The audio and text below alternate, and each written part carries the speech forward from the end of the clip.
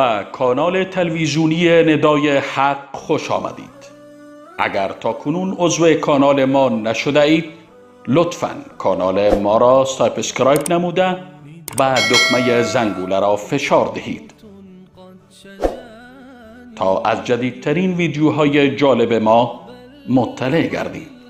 فراموش نکنید که با عضویت در کانال ندای حق و نشر و اشتراک گذاری ویدیوهای ما شما هم در مسیر دعوت با ما همکار می گردید.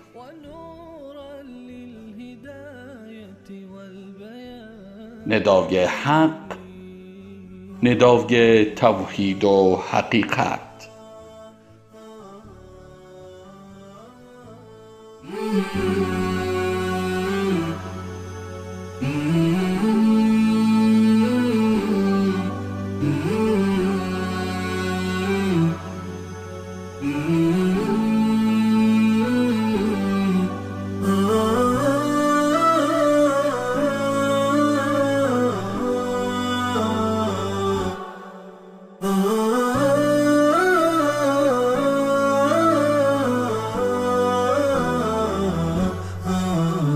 نداء الحق صوت قد شجاني وبلغني الحقيقة والأمان.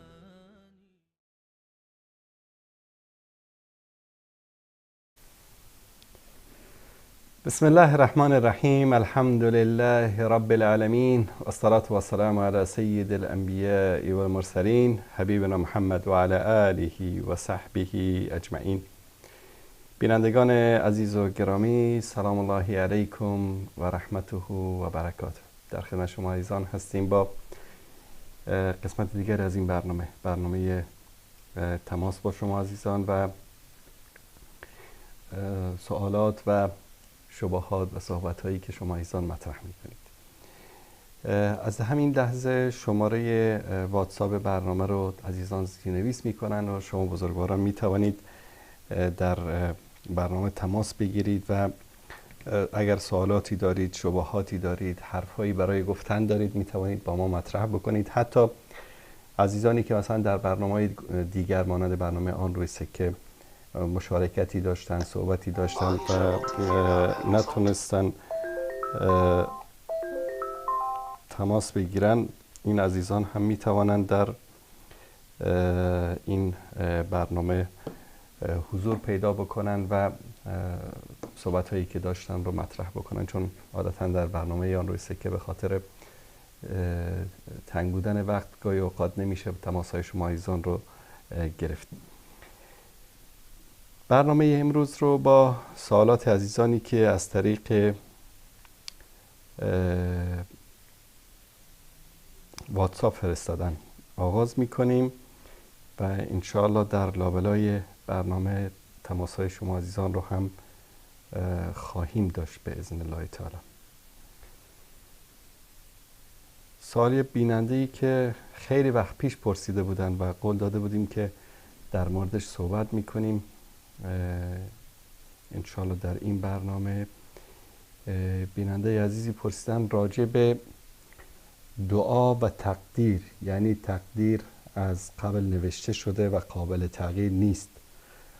با وجود اینم الله کریم در قرآن بارها گفته از من بخواهید. آیا ما میتوانیم چیزی که در تقدیر ما نباشد رو با دعا به دست بیاریم، یا همچنان برعکس آن اگر تقدیر قابل تغییر نباشد، همه چیز قبلا در لوح محفوظ نوشته شده باشد، حکمت دعا چیست؟ این سوالی بود که بیننده عزیز با عرض معذرت شاید 2-3 ماه قبل پرسیده بودن و ما به دنبال یک فرصتی میگشتیم که این سوال بیننده عزیز و گرامی رو پاسخ بدیم. انشالله در این برنامه این موضوع رو به شکل مفصل پاسخ خواهیم داد، چون خیلی از دوستان و عزیزان ما در مسئله قضا و قدر، این که اگر قضا و قدر مکتوب هست و الله سبحانه و تعالی میفرماید در قرآن کریم که و ما اصاب من مصیبت فی الارض ولا فی انفسکم الا فی کتاب من قبل ان نبرعها این ذلک علی الله یسیر. مادامی که این مسئله هست و الله متعال میفرماید هر مصیبتی که در زمین و در نفس شما رخ میدهد در کتابی است که قبل از این ما آن را آماده کرده ایم، نوشته ایم، تهیه کرده ایم و این کار برای الله متعال آسان است. و پیامبر صلی الله علیه و سلم در حدیث طولانی، حدیث معاذ، حدیثی که در شروع میگن رسول الله صلی الله علیه و سلم احفظ الله یحفظ، در این حدیث در آخرش میفرمایند که رفعت الاقلام و جفت الصحف، قلم ها برداشته شده و نوشته ها خشک شده. یعنی چی؟ یعنی قضا و قدر و هر آن چیزی که برای انسان اتفاق میفته همه اینها در یک کتابی هست در نزد الله سبحانه و تعالی و این نوشته شده و آماده شده. طبیعتا سوال اینجا ایجاد می شود که مادامی که همه چیز پیش از پیش نوشته شده و در کتاب قرار داده شده، پس این اعمالی که ما انجام می دهیم، کارهای خوبی که می کنیم یا دعا می کنیم، اعمال شایسته انجام میدیم، اعمال بد انجام میدیم، پس اینا یعنی فایده ای ندارد مادامی که مسیر ما معلوم است.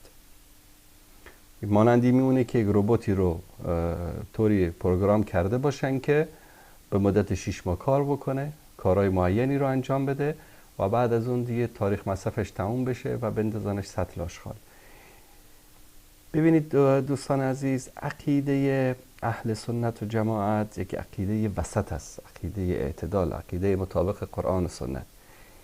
هدیه‌ای به نام جبریه بودن در تاریخ اسلام که اینها فکر می‌کردن همین برداشت رو که انسان مجبور است، هر آن عملی رو که انجام میده مجبور است، هیچ قدرتی از خودش اختیاری ندارد، بلکه هر عملی که انجام میدهد این طبق یک برنامه‌ای که الله متعال قضا و قدری که برای سنجیده است. عده دیگر آمدن به این عقیده بودن که نه، الله متعال هیچ گونه جبری ندارد در این قضیه، انسان مختار کل است و هر عملی که انسان انجام بدهد به اراده و اختیار خودش انجام میده. اما ما امروز میخوایم خدمت شما عزیزان عقیده اهل سنت و جماعت رو مطابق قرآن و سنت در اینجا بیان بکنیم که ما اهل سنت و جماعت چه اعتقادی داریم.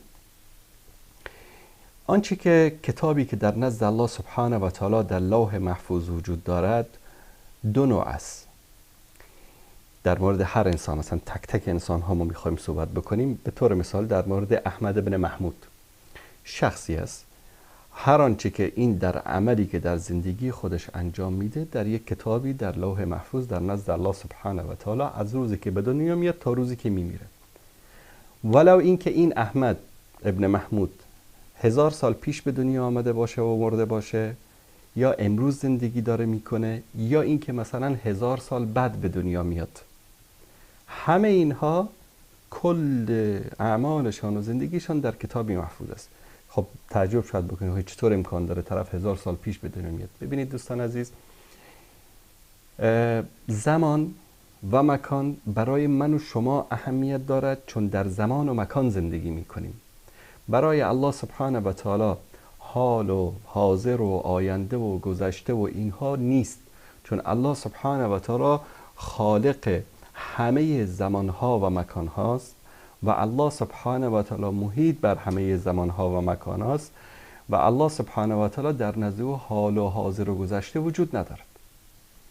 به طور مثال الله سبحانه و تعالی وقتی که خطاب میکند در قرآن کریم میفرماید که یا ایها الذین آمنو، ای کسانی که ایمان آورده اند، یعنی به صیغه گذشته ما رو مخاطب قرار میده یا صحابه رو در اون زمان مخاطب قرار میداد، در حالی که صحابه در همون حال حاضر مخاطب قرآن بودن.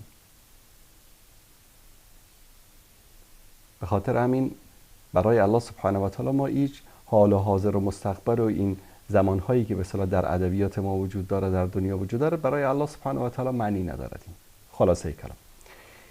از همین اتمسفر زمین هم که شما خارج بشید، روز به معنی شب و روزی که شما در زمین دارید مثلا 12 ساعت شب باشد و 12 ساعت روز باشد، یا 10 ساعت شب باشد و نمیدونم 14 ساعت روز باشد و صبح انقدر ساعت فلان آفتاب طلوع بکند، در ساعت فلان آفتاب غروب کند. شب از این اتمسفر زمین خارج شدید، اینم معنی ندارد.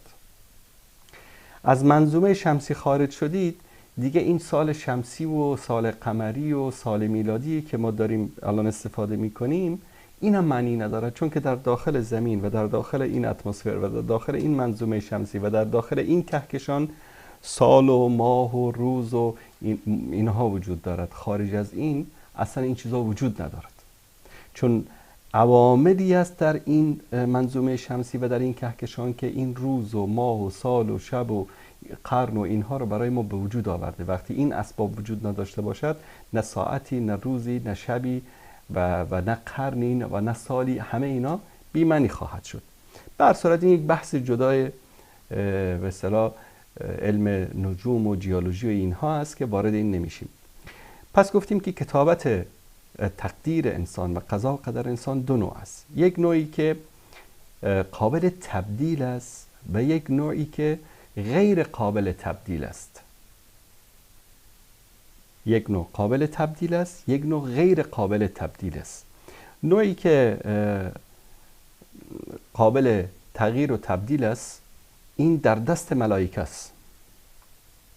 الله سبحانه و تعالی این رو در دست ملائکه قرار داده، نوشته، در دست ملائکه قرار داده. قابل تغییر است، قابل پاک شدن است، قابل تغییر کردن است و هر چیزی در اون می شود که تغییر و تبدیل بکنه. اصلا همه این آنچه که الله سبحانه و تعالی از قضا و قدر برای ما نوشته، امکان تغییر و تبدیلش برای الله سبحانه و تعالی میسر است. در سوره رعد آیه 39 الله سبحانه و تعالی می فرماید که یمحو الله ما یشاء و یثبت و عنده ام الکتاب. الله سبحانه و تعالی هر چی را بخواهد پاک می کند از این کتاب و هر چی را که بخواهد ثابت نگه می دارد. ام الکتاب در نزد او است، صاحب اختیار او است، پادشاه او است، ملک الملوک او است. اصلا همه چیز کائنات در دست او است، هر طوری که بخواهد تغییر و تبدیل میارد. از شیخ الاسلام ابن تیمیه رحمت الله علیه در این مورد پرسیدن که آیا رزق انسان کم و زیاد می شود؟ ایشان در جواب می فرمایند که رزق دو نوع هست. یکی رزقی است که تغییر نمی کند، یک نوع رزقی است که تغییر نمی کند. الله سبحانه و تعالی نوشته این رزق تغییر نمی کند. نوع دیگری از رزق است که الله سبحانه و تعالی او رو در نزد ملائکه قرار داده است و این قابل تغییر و تبدیل است که این کم می شود، زیاد می شود به حسب اسبابی که انسان به او متوسل شود.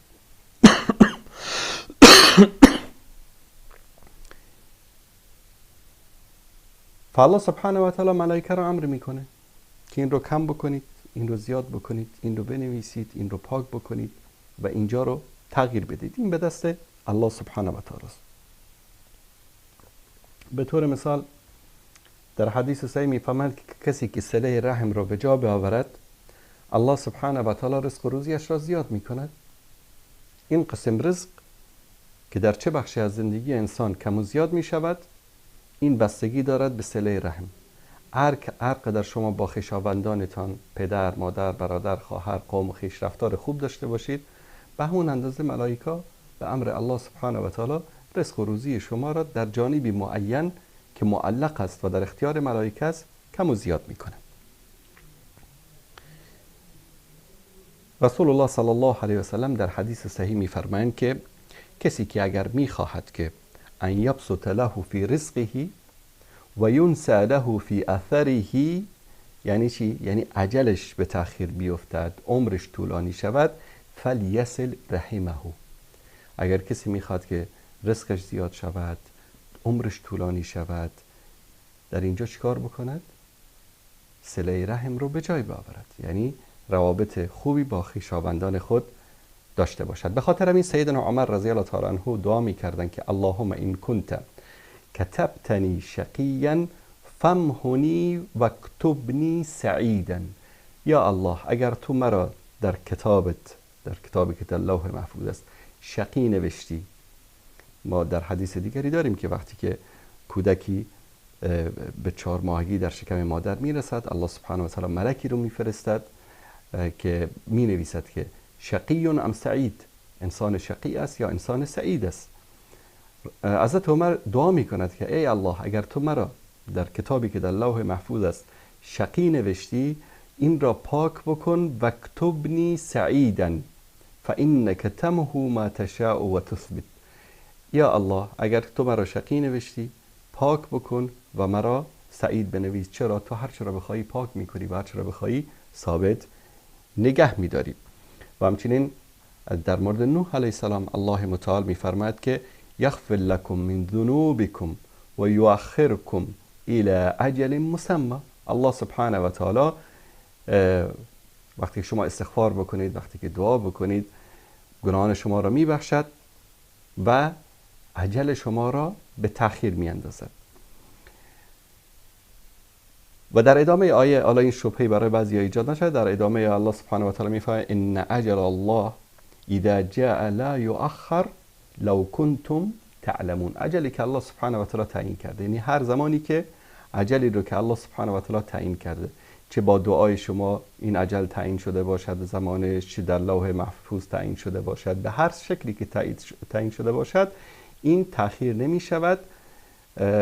در سوره نوح آیه 4 الله سبحانه و تعالی این رو میفرماید. ثانیاً اسبابی که انسان به وسیله رزق به دست می آورد، این هم جمله مسائلی است که الله سبحانه و تعالی تقدیر کرده است و نوشته است. اگر که مثلا بعضی انسان ها به اکتساب خودشون، به سعیشون، حالا میگیم لیس للانسان الا ما سعی، برای انسان نیست مگر آنچه که انسان برای سعی و تلاش کرده باشد، همتش، سعیش، تلاشش، کوششش، کارش، همه اینا اسبابی است که چی میشه؟ الله سبحانه و تعالی به او رزقی رو تعیین میکنه به خاطر سعی و تلاشش. اما بعضی از این رزق ها هست به غیر سعی و تلاش است، به غیر اکتساب انسان هست. مانند این که یک کسی میمیره، از پدرش مثلا بعد از که پدرش از دنیا رفت میگن که والا پدرت مثلا 1 میلیارد پول در بانک داشته، حالا مثلا 20% 30% چقدر که حقش میشه این میراث.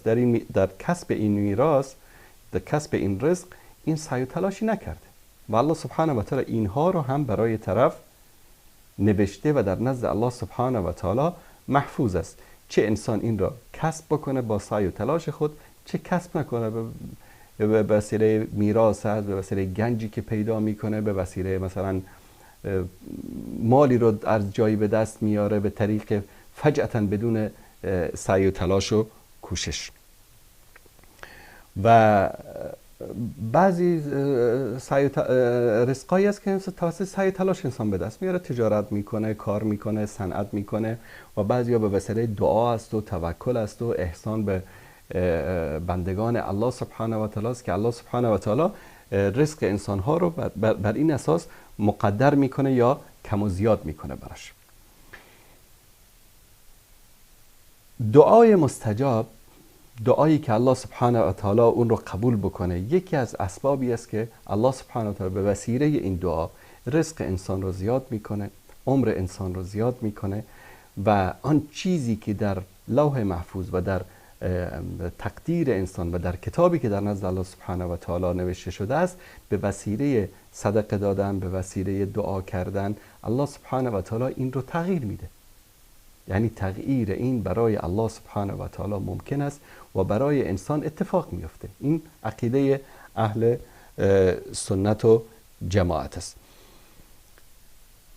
اینم گفتیم که انواع استجابت هم مختلف است. بعضی اوقات شما مثلا از الله سبحانه و تعالی میخواید یا الله مثلا به من یک فرزند صالح بده، الله نمیده، شما همانطور عقیم میمانید، الله سبحانه و تعالی به شما فرزند نمیده. و این دعایی که شما کردید پس چی شد؟ این دعایی که کردید به شکل دیگری الله سبحانه و تعالی اجابت میکنه، یک سوئی رو، یک بدی رو از شما دور میکنه. مثلا داستانی است، سعدی رحمت الله علیه ذکر میکنه، یک شخصی بود از الله طلب فرزند میکرد، خدایا فرزند بده، فرزند بده. یک روز شیخی از یک جایی گذشت، دست و دامن شیخ رو گرفت، یا شیخ تو دعا بکن خدا برای من یک فرزند بده. شیخ گفت برو خیر تو از خدا بخواه. گفت یا شیخ دعا بکن بابا من فرزند میخوام. گفت برو خیر تو از خدا بخواد. دفعه سوم که این اصرار کرد، اینم دستشو بلند کرد، یا رب به این یک فرزند بده. چون شیخ دعا میکرد که خدا خیر تو بده، این میگفت نه فرزند میخوام. خب شیخ از این منطقه رفت و از این ده بار سفر بست و 20 سال بعد دوباره از این مسیر میگذشت. این شیخ پیر شده بود و خلاصه وقتی به این ده رسید دید که مردم همه ای است و خلاصه درگیری و فلان، مردم دوره خونه جمع شدن. چی شده؟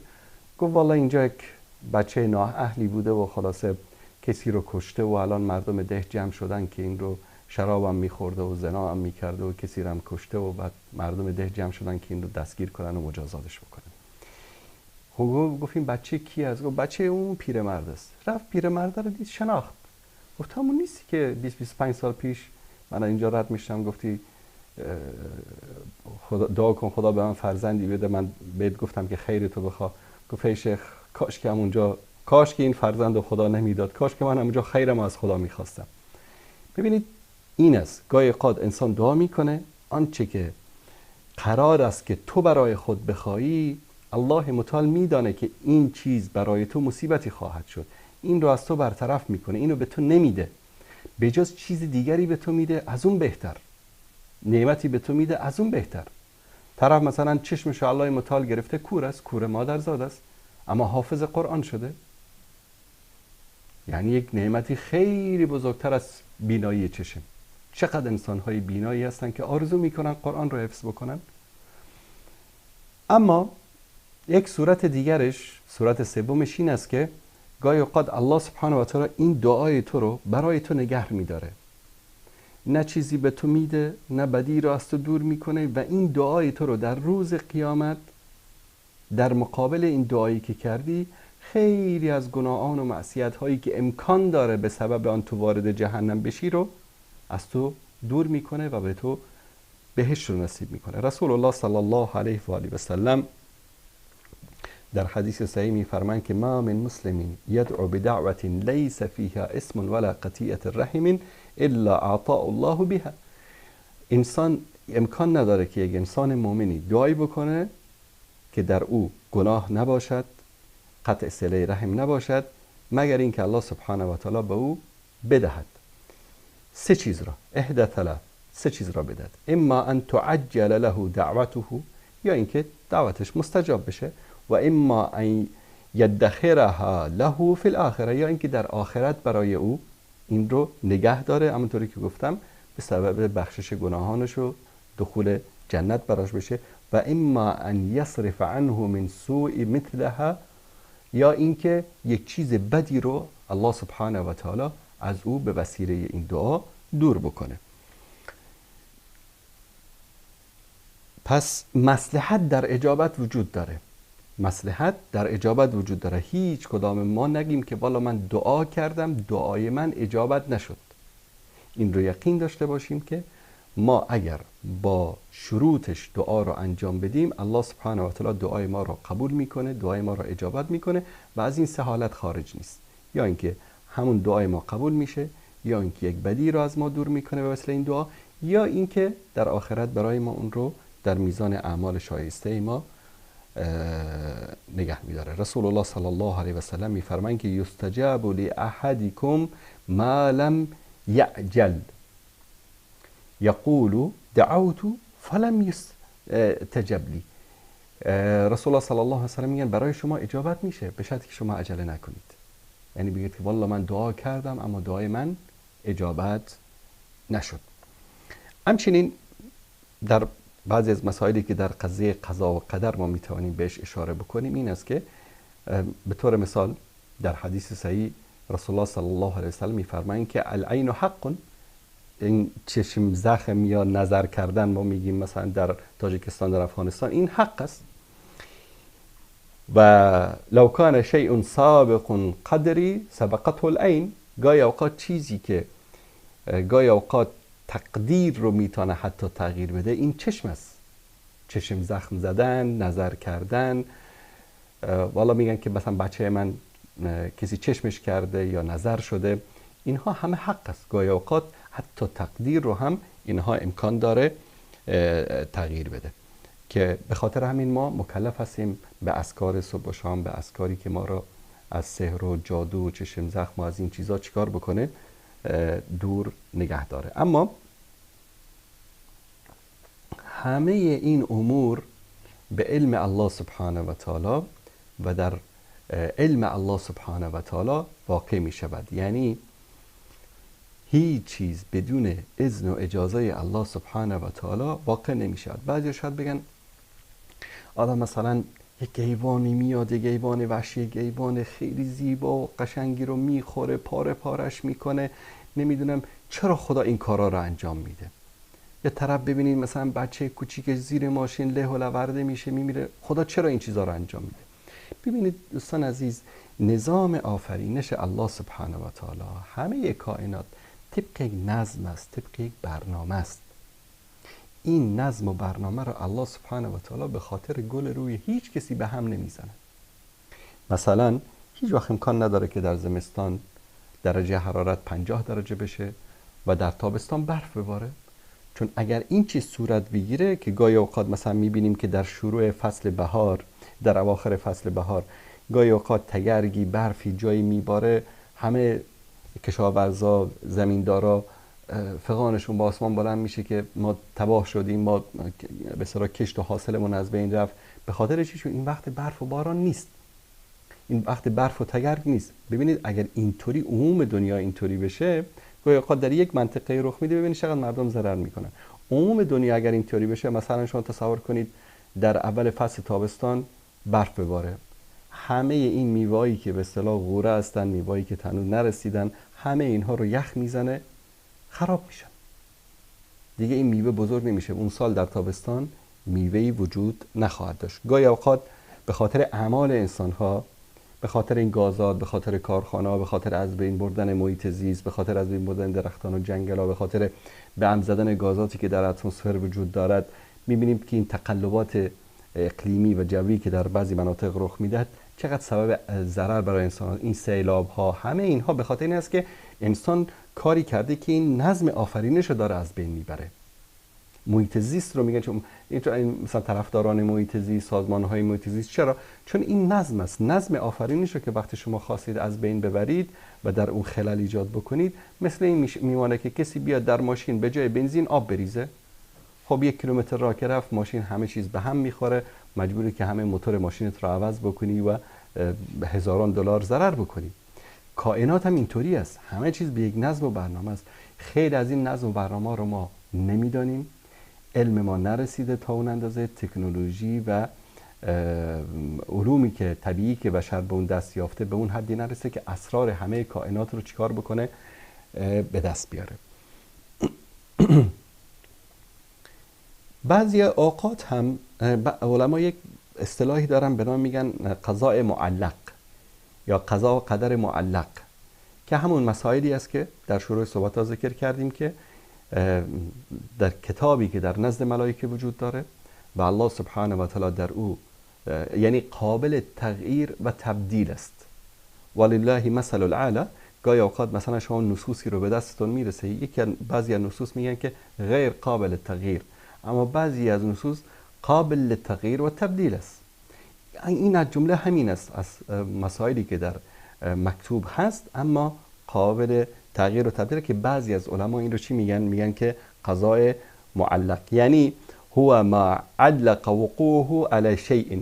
مثلا الله متعال گفته که امین احمد ابن محمود به این 1 میلیون دلار رزق داده بشه، اما این معلق است.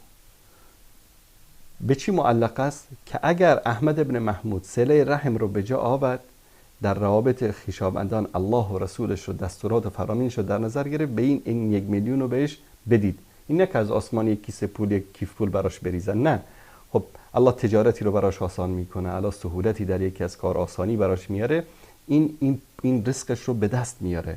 تو نیست که در خونه بشینه براش بیاد، سعی و تلاش میکنه و الله سبحانه و تعالی راه رو براش آسان میکنه. اینو میگن معلق.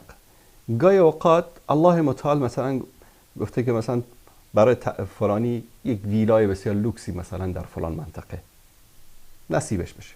خب به چی معلق است؟ به این معلق است که اگر این انسان در کارهای خیر پیش قدم باشه، ذکر بکنه، دعا بکنه، این کارا رو میکنه، الله سبحانه و تعالی این آنچه که رزق معلقی که براش هست براش میده. اگر نکرد چی میشه؟ این همونجا میمونه، بهش نمیرسه. اما برای الله سبحانه و تعالی همه اینا یکی است. همونطوری که گفتم ولله مثل الاعلی. اینو لله مثل الاعلی چرا همیشه در صحبت ها تکرار میکنیم؟ یعنی برای ما جایز نیست که برای الله سبحانه و تعالی و برای دساتیرش، فرامینش، برای او مثال بزنیم. گاهی اوقات انسان مجبور میشه بعضی از مثال ها رو برای واضح شدن یک امر برای بشر بزنه. به طور مثال یک کارگردانی اومده یک فیلم سینمایی درست کرده، شما بلیط گرفتید در سینما که این فیلم رو ببینید، شما هیچ چیز از این فیلم خبر ندارید. فیلم شروع میشه، شما نمیدونید 1 دقیقه بعدش، 2 دقیقه بعدش، 1 ساعت بعدش، 1 و نیم ساعت بعدش چه اتفاقی میفته. اما برای کارگردانی که این فیلم رو درست کرده، برای این فیلم اول آخرش فرقی نداره، همشو کارگردان میدونه از اول تا آخر چه اتفاقی میفته، چون که سناریو رو او نوشته. متوجه هستید؟ به خاطر همین ولله مثل الاعلی، الله سبحانه و تعالی هم این حیات ما و این زندگی برای الله سبحانه و تعالی مانند یک فیلم تمام شده است. یکی از دوستان چطور این امکان داره الان که ما داریم زندگی میکنیم، چطور امکان داره زندگی ما تمام شده باشه؟ الان علما خودشون کشف کردن خیلی از این ستارهایی رو که ما شبها بعد از غروب آفتاب میریم پشت بام میبینیم ستاره های روشن برق میزنه، خیلی از این ستاره میگن 1 میلیون سال پیش مرده، اصلا وجود نداره، هارد شده، پودر شده، رفته. شاید 500 سال پیش، شاید 100 سال پیش، شاید 50 سال پیش این ستاره اصلا از بین رفته. پس ما چطور الان داریم اینو میبینیم؟ الان این در فاصله چند میلیون سال نوری از زمین وجود داره و ما اون ستاره از بین رفته، اما این نور اون هنوز داره میاد برای ما. شاید 1 میلیون سال بعد این ستاره خاموش بشه برای ما که در زمین هستیم، چون نورش به ما برسه، آخرین نورش به ما برسه، تمام. بعد از ما اون ستاره رو نخواهیم دید. الان این ستاره‌ای که ما در آسمان می‌بینیم تمام شده، مرده، رفته، هیچ وجود نداره در اونجا، اما ما هنوز اون رو به عنوان یک ستاره قبول میکنیم. خیلی جالب است. هزاران ستاره ای که امروز ما در آسمان میبینیم، نیمه های شب پشت بام میریم میبینیم، اینا اصلا وجود ندارن، سالها پیش مردن. الله سبحانه و تعالی در سوره رعد گفتیم که میفرماد که یمحو الله ما یشاء و یثبت و عنده ام الکتاب. چیزی رو که الله بخواد پاک میکنه، چیزی رو بخواد ثابت میکنه، چیزی رو بخواد کم بکنه، چیزی رو بخواد زیاد بکنه، چون که در نزد اوست، او صاحب اختیار است. بر الوالدین یکی از اموری است که بعد از دعا، بعد از صله رحم، بر الوالدین یکی از اعمالی است که سبب طولانی شدن عمر انسان میتونه بشه، سبب زیاد شدن رزق و روزی انسان میتونه بشه. رسول الله صلی الله علیه و سلم در حدیثی که امام احمد و ترمذی و ابن ماجه روایت میکنن میفرمایند که لا یزید فی العمر الا البر، عمر شما را چیز زیاد نمی کند مگر نیکوکاری. ولا یرد القدر الا الدعاء، قضا و قدر را از شما دور نمی کند. مثلا امروز ساعت 6 بعد از ظهر در قضا و قدر شما این است که در فلان خیابان لا سمح الله تصادف بکنید و ماشینتون از بین بره. قبل از اینکه ماشین رو سوار بشید یک گدایی میاد، محتاجی میاد، میگه که از برای خدا یک چیزی کمک بکن، بچه‌ام گشنن. شما یا دلت یک چیزی میگرده، در میاری، مثلا 100 روپیه، 100 دلاری، 100 ریالی رو در میاری بهش میدی. بسم الله ماشین تو سوار میشی، سبحان الذی سخر لنا هذا و ما كنا له مقرنین و انا الی ربنا لمنقلبون. بسم الله لا یضر مع اسمه شیء فی الارض ولا فی السماء و هو السمیع العلیم. دعا تو میخونی، حرکت میکنی. الله متعال یک مشکلی برای تو پیش میاد، یک راننده سمچی میاد جلوی تو، خلاصه هر چی تو بوق میزنی اعصابت هم خراب است، نه این اینطور گیر داده، نمیخواد حرکت تند بره. اینو الله مسخر کرده برای تو که تو 1 دقیقه به تأخیر برسی به اونجا. مثلا یکی از دوستان میگه که داشتم طرف فرودگاه میرفتم، درد شدیدی در شکمم احساس کردم، بردن بیمارستان، آپاندیس داره، فلان داره، اتاق عمل، و اعصابم خورد که من قرار بود برم فلان اصطلاح اتفاقنامه تجاری رو امضا بکنم، چند میلیون ضرر کردم. پسر یکی از تجار معروف که من شخصا این رو از زبان خودش شنیدم. بعد خلاصه میگه نرسیدم به فرودگاه تا که عمل شدم و فردا مرخص کردن از بیمارستان و رفتم و اعصابم خورد که این چی فایده بزرگی داد. یا میگه اخبار رو دارم نگاه میکنم که همون هواپیمایی که قرار بود ایشون با اون هواپیما پرواز بکنه سقوط میکنه و همه سرنشینانش کشته میشن. ببینید الان چی سبب شد که این یهود آپاندیس بگیره و بره عمل بشه و همه اینها یا بر والدین بوده، یا صدقه جاریه بوده، یا دعا بوده، یا صله رحم بوده، یا هر چیزی که الله سبحانه و تعالی بهتر میدونه. شاید اونم خودش نفهمه که به خاطر چی این کار شده، خودش هم شاید خبر نداشته باشه. اما از این اتفاقات زیاد برای انسان ها افتاده. ولا يرد القدر الا الدعاء، قضا و قدر رو دور نمی کند آنچه که مثلا به ضرر انسان است مگر دعا. و ان الرجل لا يحرم الرزق بخطیئة یعملها، گاهی اوقات یک مرد یک انسانی محروم میشه از رزق و روزی به خاطر یک گناهی که انجام داده. الله متعال براش مثلا 1 میلیون رزق رو، 1 میلیون افغانی، 1 میلیون دلار، 1 میلیون ریال، 1 میلیون چی که شما بخواید فکر بکنید، براش رزقی نوشته و قرار است که این در فلان روز در فلان معامله تجاری که میخواد انجام بده این رزق الله متعال به این بده. اما قبل از اون این طرف میره زنا میکنه، قبل از اون این طرف میره مثلا دروغ میگه، میره یک عمل زشتی انجام میده.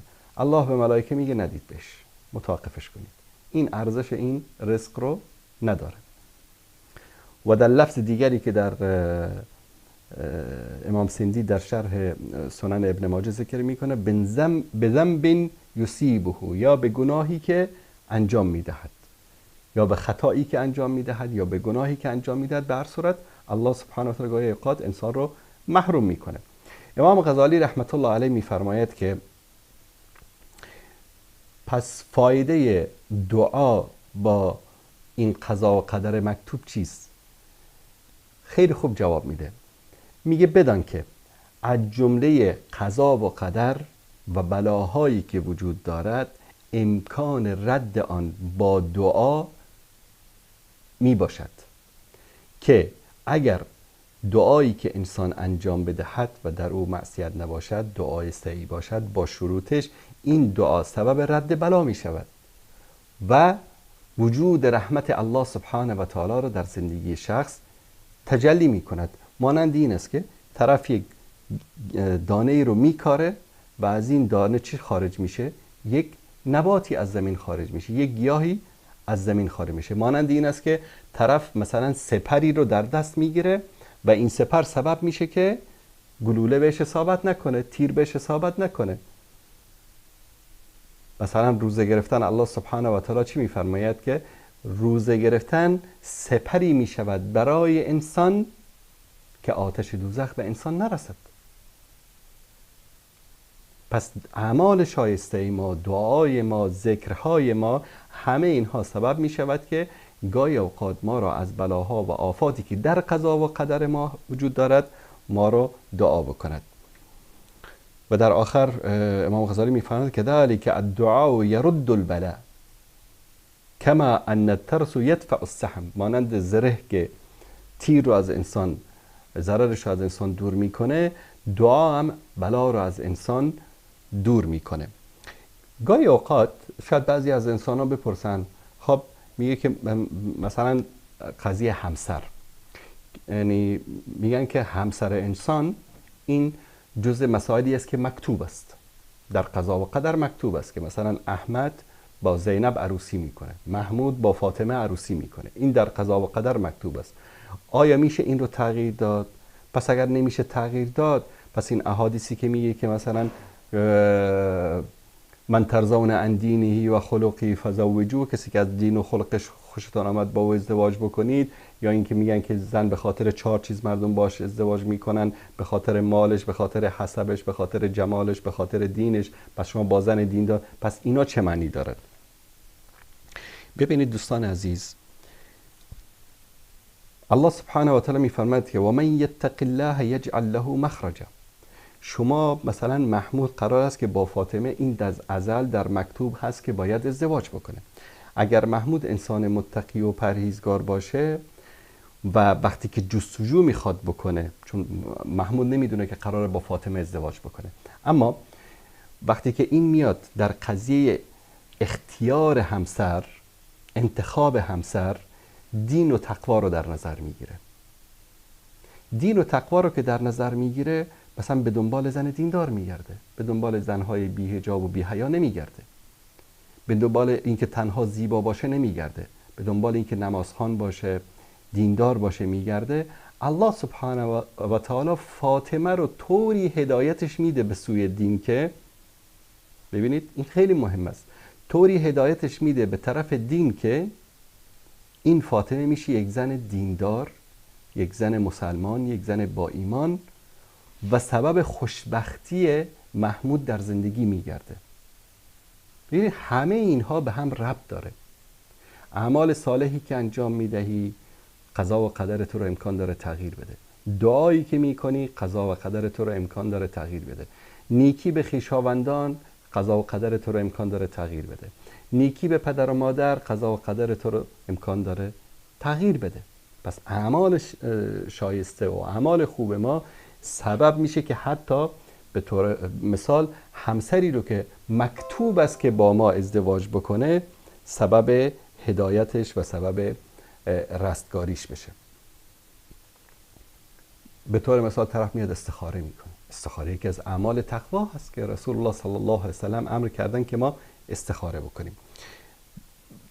رسول الله صلی الله علیه و سلم میفرمایند که لا يرد القدر الا الدعاء. قضا و قدر رو از انسان دور نمیکنه مگر دعا. این حدیث صحیح است که در ترغیب و ترغیب آمده است. امام البانی هم میگن حدیث صحیح است. پس یک رابطه تنگاتنگی بین قضا و قدر و دعا وجود دارد. این خیلی مهم است دوستان عزیز. همیشه دعای پدر و مادرتان را بگیرید، دعای انسانهای صالح رو بگیرید. رسول الله صلی الله علیه و سلم میفرمایند دعای مسلمان در مورد برادر مسلمانش اجابت می شود. شما از خونه خارج میشید، پدر و مادرت میگه بارالله فرزند نیکوکار ما رو حفظ بکن، و در قضا و قدرت نیست که از خونه خارج بشی یک ماشین بزنه دست و پات بشکنه. الله متعال همین رو از تو چپ میکنه. این یک واقعیت است. علما تا رو توضیح میدن، گاهی اوقات میگه این قضا و قدر در راه هست برای تنفیذ. مثلا طوری بشه تصویر بکشیم، ملکی رو الله متعال فرستاده که مثلا فلان بلایی رو سر فلان شخص بیاره. در راه یهو این طرف دعا کرده، دعای این داره به طرف آسمان میره. در راه این قضا و قدر با دعا روبرو میشه و سبب متوقف کردن قضا و قدر چی شده؟ دعایی که این شخص کرده. این رو باید ما یقین داشته باشیم و بهش اعتقاد داشته باشیم که دعای مستجاب انسان سبب تغییر چی میشه؟ قضا و قدر میشه. به خاطر همین است رسول الله صلی الله علیه و سلم میفرمایند که الدعاء مخ العباده. دعا مغز عبادت است. اگر عبادت رو بشه که یک انسان تصور بکنید، مغز این عبادت چی است؟ دعا است. این همه اهمیت دارد در دعا که متاسفانه خیلی ماها از دعا غافل هستیم. جمهور علما یک حرف خیلی جالب دارن، میگن که انسان به قضا و قدر راضی باشه خوب است، یا که همیشه دعا بکنه خوب است. و رأیشان این است، میگن که دعا کردن افضلتر از راضی بودن به قضا و قدر است. سبحان الله. یعنی به این معنی است که نباید انسان بگه خدایا هر چی میخوای در مورد من انجام بدی، دیگه من خودم سپردم به تو. نه، بارالله تو زندگی من رو اصلاح بکن، فرزندان من رو اصلاح بکن، مالم رو، تجارتم رو، آینده‌ام رو، علمم رو، دینداریم رو اصلاح بکن. به خاطر همین ما این همه تأکید داریم اللهم ربنا آتنا فی الدنیا حسنه و فی الاخره حسنه. خب اگر که ما رضا به قدر و قدر الهی باشیم، نیازی نیست که این دعا رو بکنیم. علما میگن که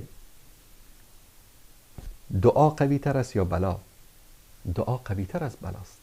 بلا هر چقدر بزرگ باشه دعای انسان مؤمن قوی‌تر از بلا هست. در آخر من آداب دعا و اسباب اجابت رو خیلی مختصر برای شما عزیزان بیان میکنم. اخلاص برای الله سبحانه و تعالی یکی از شروط استجابت دعا است. فدعوا الله مخلصین له الدین. الله سبحانه و تعالی میگه دعا بکنید، بخوانید الله سبحانه و تعالی را مخلصین له الدین، یعنی چی؟ با اخلاص، با توحید، کسی غیر از الله رو در دعایتان شریک نکنید. یعنی دعا فقط از الله سبحانه و تعالی باشه، هیچ چیزی رو غیر از آن اعمالی که اعمال شایسته، ایمان به الله، ایمان به رسول الله، اینا رو انسان وسیله قرار بده، هیچ چیز دیگر از اشیاء دنیوی رو انسان نباید وسیله قرار بده و در بین خودش و خالقش قرار بده. زیرا میگه ادعونی استجب لکم، از من بخواید من شما را اجابت میکنم. قبل از دعا توبه و استغفار، یعنی قبل از اینکه شما مثلا به طور مثال یک مثال به شما بدم، شما میخواید الان در حضور یک شخص خیلی محترم، ولله مثل الاعلی، خیلی محترم و که از اون میخواید یک چیزی خیلی مهمی رو بطلبید، رئیس است، وزیر است، شهردار است، والی است، هر کسی است.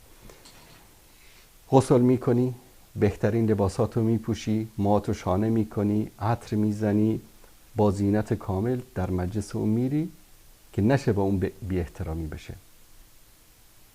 همین گونه انسان وقتی که در پیشگاه الله میخواد حاضر بشه، توبه و استغفار میکنه. توبه و استغفار یعنی چی؟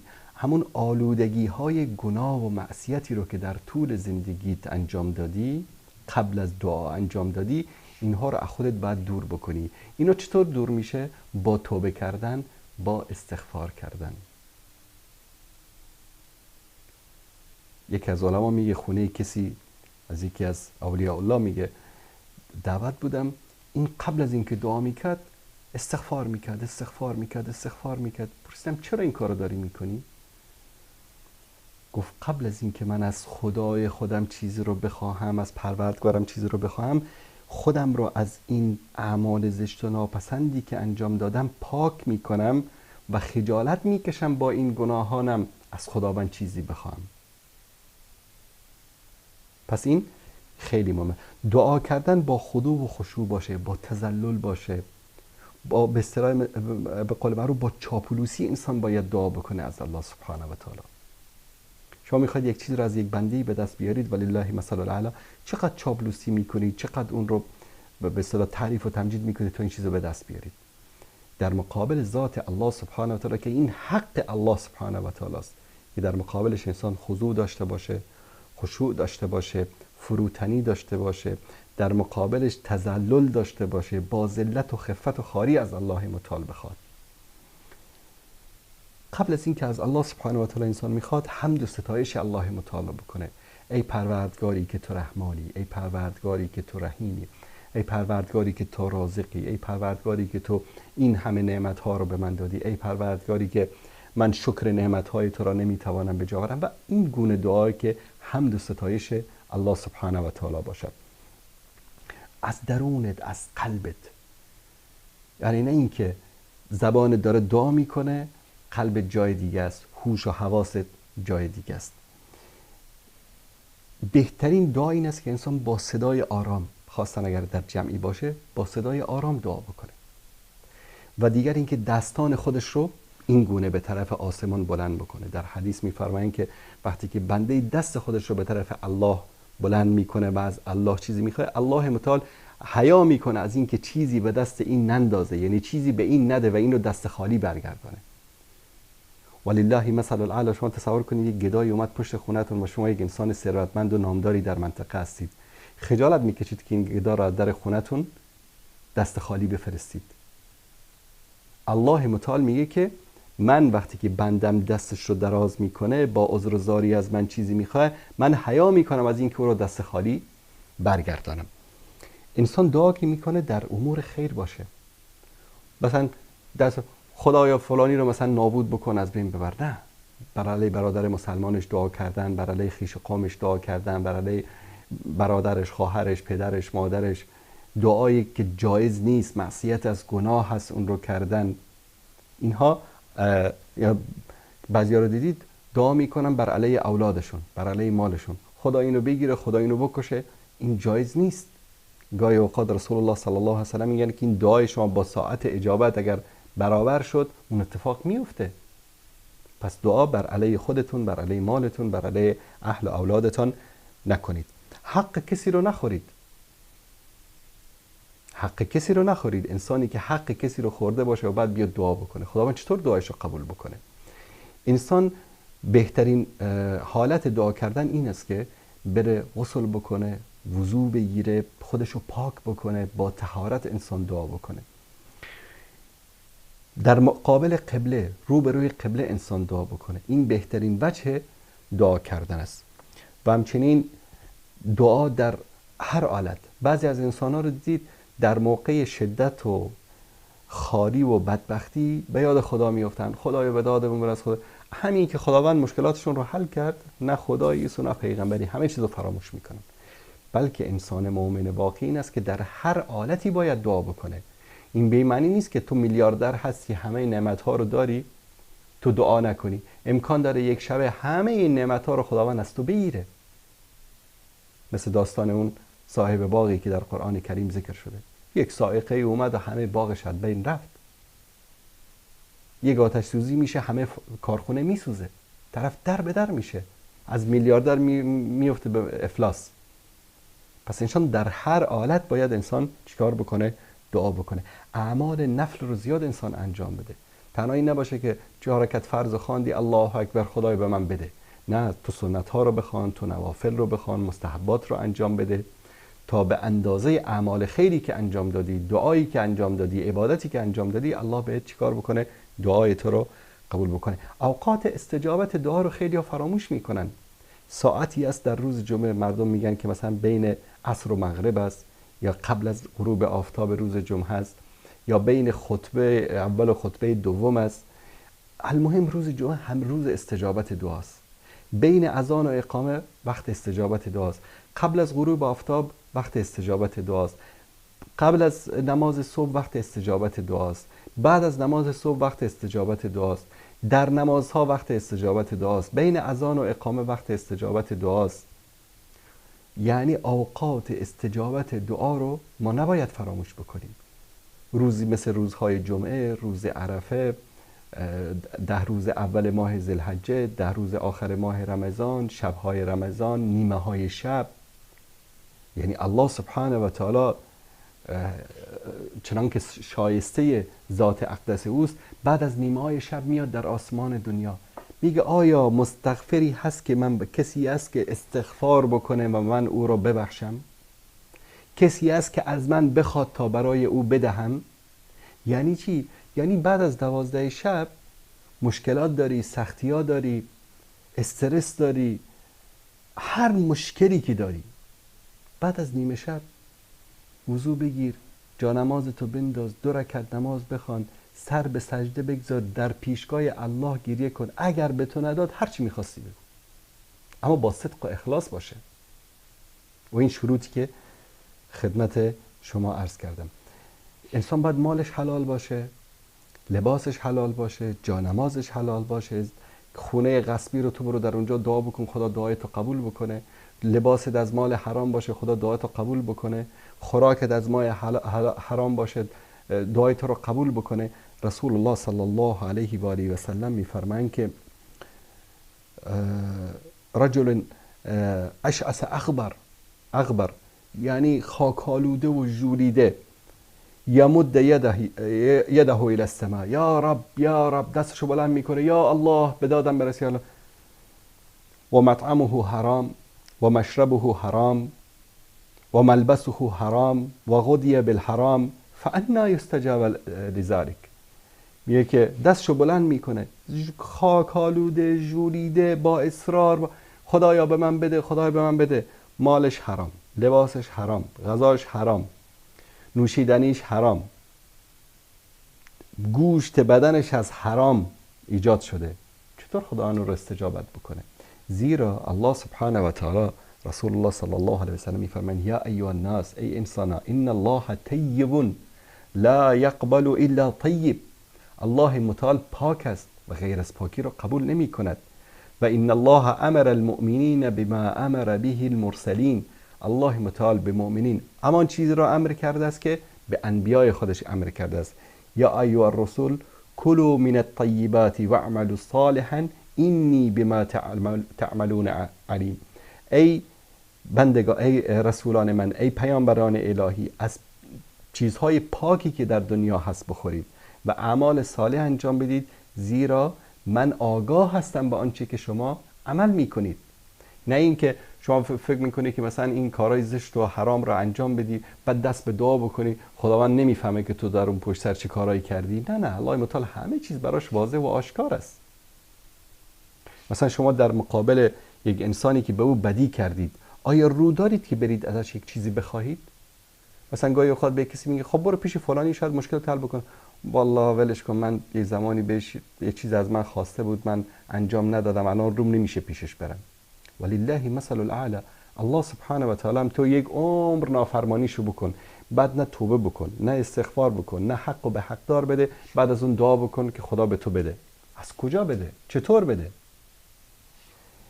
این جواب سوال این برادر عزیزمون بود. گرچه طولانی شد اما موضوعی بود که من مدتها در موردش فکر می‌کردم که باید یک جواب مفصلی به این برادر عزیزمون داده بشه.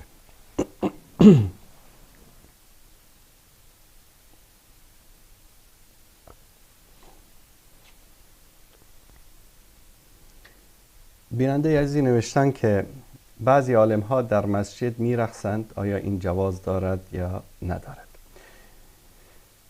الله المستعان. بعضی از این صوفیایی که می بینیم در مساجد مراسمی رو برگزار می کنن و خلاصه می رقصن و بعد میگن که این ذکر است و فلان است. الله سبحانه و تعالی در سوره جن می فرماید که و ان المساجد لله فلا تدعوا مع الله احدا. مساجد از آن الله است، با الله هیچ کس را نخواهید. اگر تو در مسجد با پیرت اونجا وارد میشی و به دور پیرت میرقصی، دست او رو میپوسی، به او سجده میکنی و او رو تعظیم میکنی، این دقیقاً برعکس فرموده الله که در آیه 18 سوره جن میفرماید که ان المساجد لله فلا تدعوا مع الله احدا.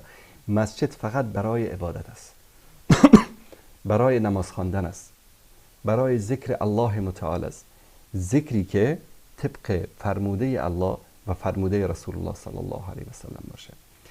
کسی که عملی رو به عنوان ذکر انجام میدهد که در قرآن نیست، در سنت نیست، این بدعت است. این حلقات ذکری که اینها درست میکنن، یک نفر وسط میشینه پیرشون و بعد میان دستشو میبوسن و میرقصن، اینها اعمال غیر اسلامی است، غیر قرآنی است، غیر نبوی است. نه رسول الله صلی الله علیه و سلم امر کردن، نه صحابه همچین کاری رو انجام دادن، نه تابعین انجام دادن، نه ائمه مذاهب اربعه انجام دادن. اینها یک بدعت هایی است که انسان های شیادی به وجود آوردن و هدفشان هم خالی کردن جیب مردم از لا غیر. ثانیاً میرقصند، گاهی اوقات طبل و دایره میزنند، دف میزنند در مساجد. گاهی اوقات ببینید که چنان یاهویی میندازن، چیغ میزنن، امامش از سرش میفته، لباسش. الله سبحانه و تعالی در سوره حج آیه 32 میفرماید که ذلک و من یعظم شعائر الله فانها من تقوى القلوب. مسجد یکی از شعائر الله سبحانه و تعالی است. کسی که شعائر الله را تعظیم میکنه و مورد احترام قرار میده، این نشان دهنده تقوای قلبی اوست. یعنی این انسان متقی است، انسان مؤمن واقعی است و این اعمالی که انجام میدهند خلاف عظمت، خلاف کرامت مسجد است. در مسجد فقط انسان ها نماز میخوانند، اعمال دینیشان را در اونجا انجام میدن. بعضی مثلا دیدین از مساجد به عنوان مهمانخانه استفاده میکنن، از مساجد به عنوان مثلا مراسم بدعت هایی که انجام میدن استفاده میکنن که هیچ کدام اینها جایز نیست.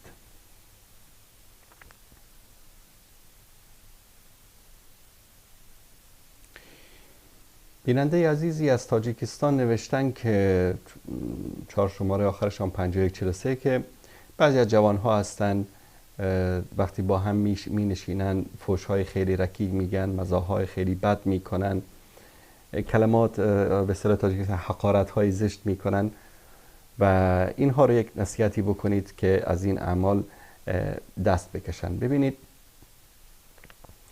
متاسفانه این در خیلی جاها، در خیلی کشورها ما این مشکل رو داریم. حتی در افغانستان هست، در ایران هست و در تاجیکستان هم متاسفانه هست. دوستا با هم میشینن مزاح میکنن، خیلی در وسایل پیشی پا افتاده، مثلا حتی فحش‌های ناموسی به هم دیگه میدن، فحش‌هایی به مادر و به مادر بزرگ و حتی در اصطلاح افغانستان بی و به اصطلاح اینها کلمات زشت ناموسی استفاده میکنن در فحش‌های خودشون. اینها جایز نیست. الله سبحانه و تعالی در قرآن کریم میفرماید که لا يحب الله جهر بالسوء من القول الا من ظلم.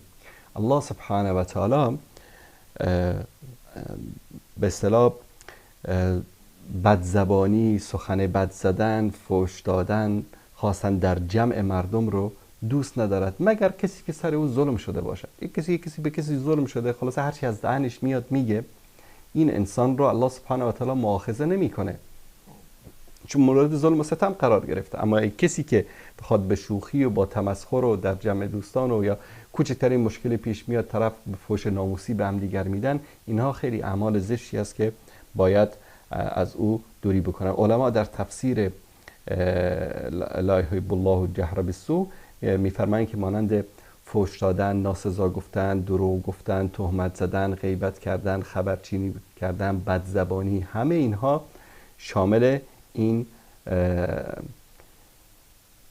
به اصطلاح آیه میشه که الله سبحانه و تعالی از او ما رو منع کرده. حتی کسی که برای ظلمی صورت گرفته باشه، الله متعال میفرماید که فمن عفا و اصلح فاجره علی الله.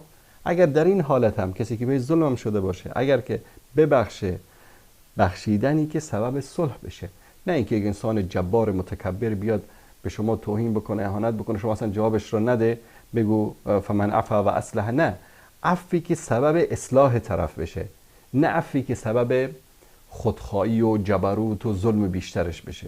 یک کسی داره ظلم میکنه به شما، شما نه من بخشیدمش و این بخشیدن تو سبب بشه که فردا بره به کسی دیگری ظلم بکنه. نه، اینجا این کار گناه هست، اینجا انسان ثواب نمیبره.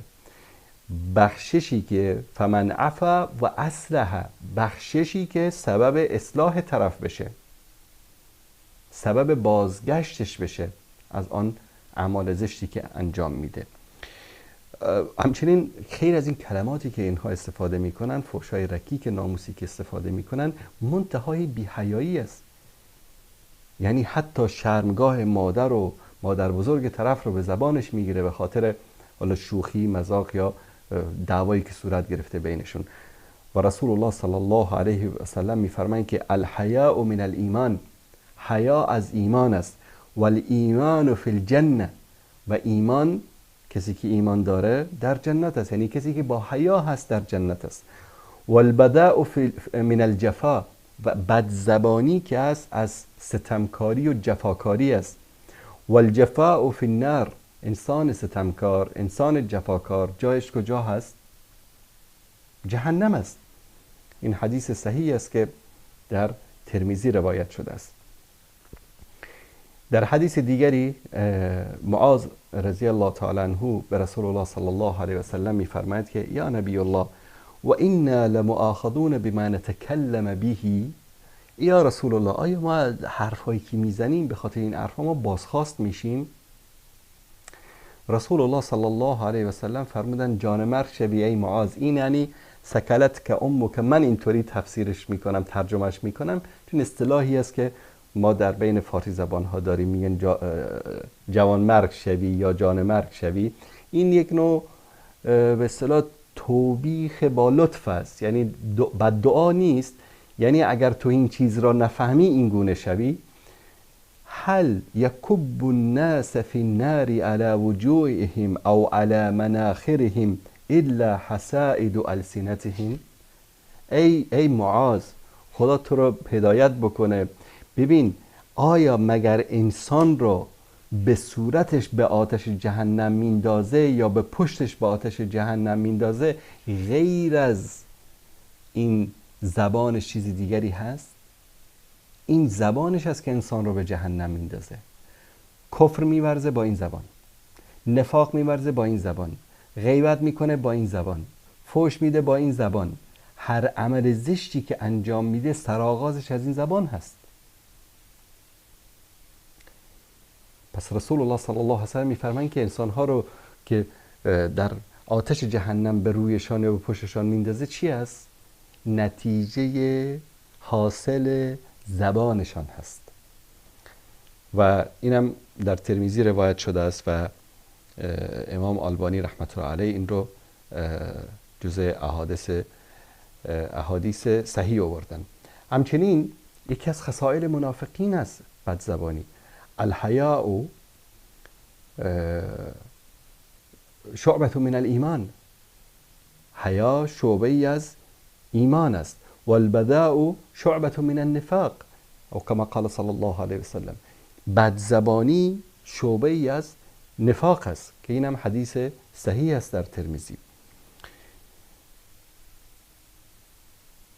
عبدالله بن مسعود رضی الله تعالی عنه روایت می کند در بخاری و مسلم، حدیث متفق علیه است، که رسول الله صلی الله علیه و سلم می فرمایند که سباب المسلم فسوق و قتاله کفر. فحش دادن به یک مسلمان فسق است و جنگ کردن با یک مسلمان چی است؟ کفر است. البته ببینید این فسق و کفری که ذکر میشه در صورتی که بدون سبب و بدون دلیل باشه، که این بحث مفصلی است. در بخاری از ابی ذر رضی الله تعالی عنه روایت است که میفرماید که سمعت النبی صلی الله علیه وسلم یقول لا يرمي رجل رجلا بالفسوق ولا يرميه بالكفر الا ارتدت عليه ان لم يكن صاحبه كذلك. مثلا کسی رو بگه یا کافر، کسی رو بگی مثلا ای زانی، ای دزد، اگر طرف این صفات در او باشد اوکی، اگر نباشد برمیگرده به خودش.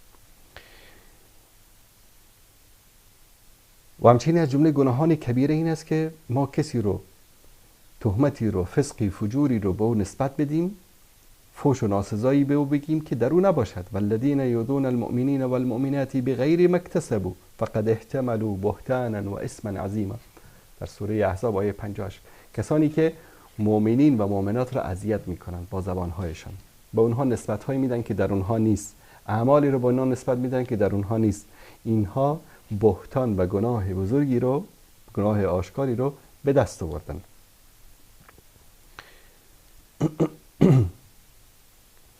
نووی رحمت الله علیه میفرماید که فحش دادن یک مسلمان به غیر حق حرام است به اجماع همه علمای امت.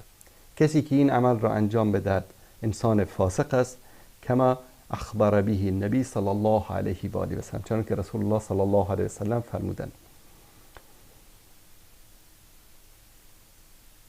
امام ابن حجر رحمت الله علیه در گناهان، در کتاب کبائر، در گناه کبیره 89 و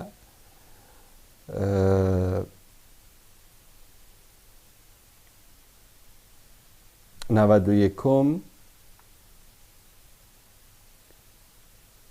و 211 میگویند که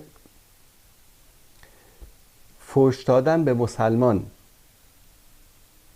و زبان درازی کردن به ناموس و شرفش، یعنی به دخترش، به مادرش، به همسرش، این چی است؟ از جمله گناهان کبیر است. رسول الله صلی الله علیه وسلم در حدیث صحیح در سنن ابی داود میفرمایند که لیس المؤمن بالطعان ولا لعان ولا فاحش ولا بذی.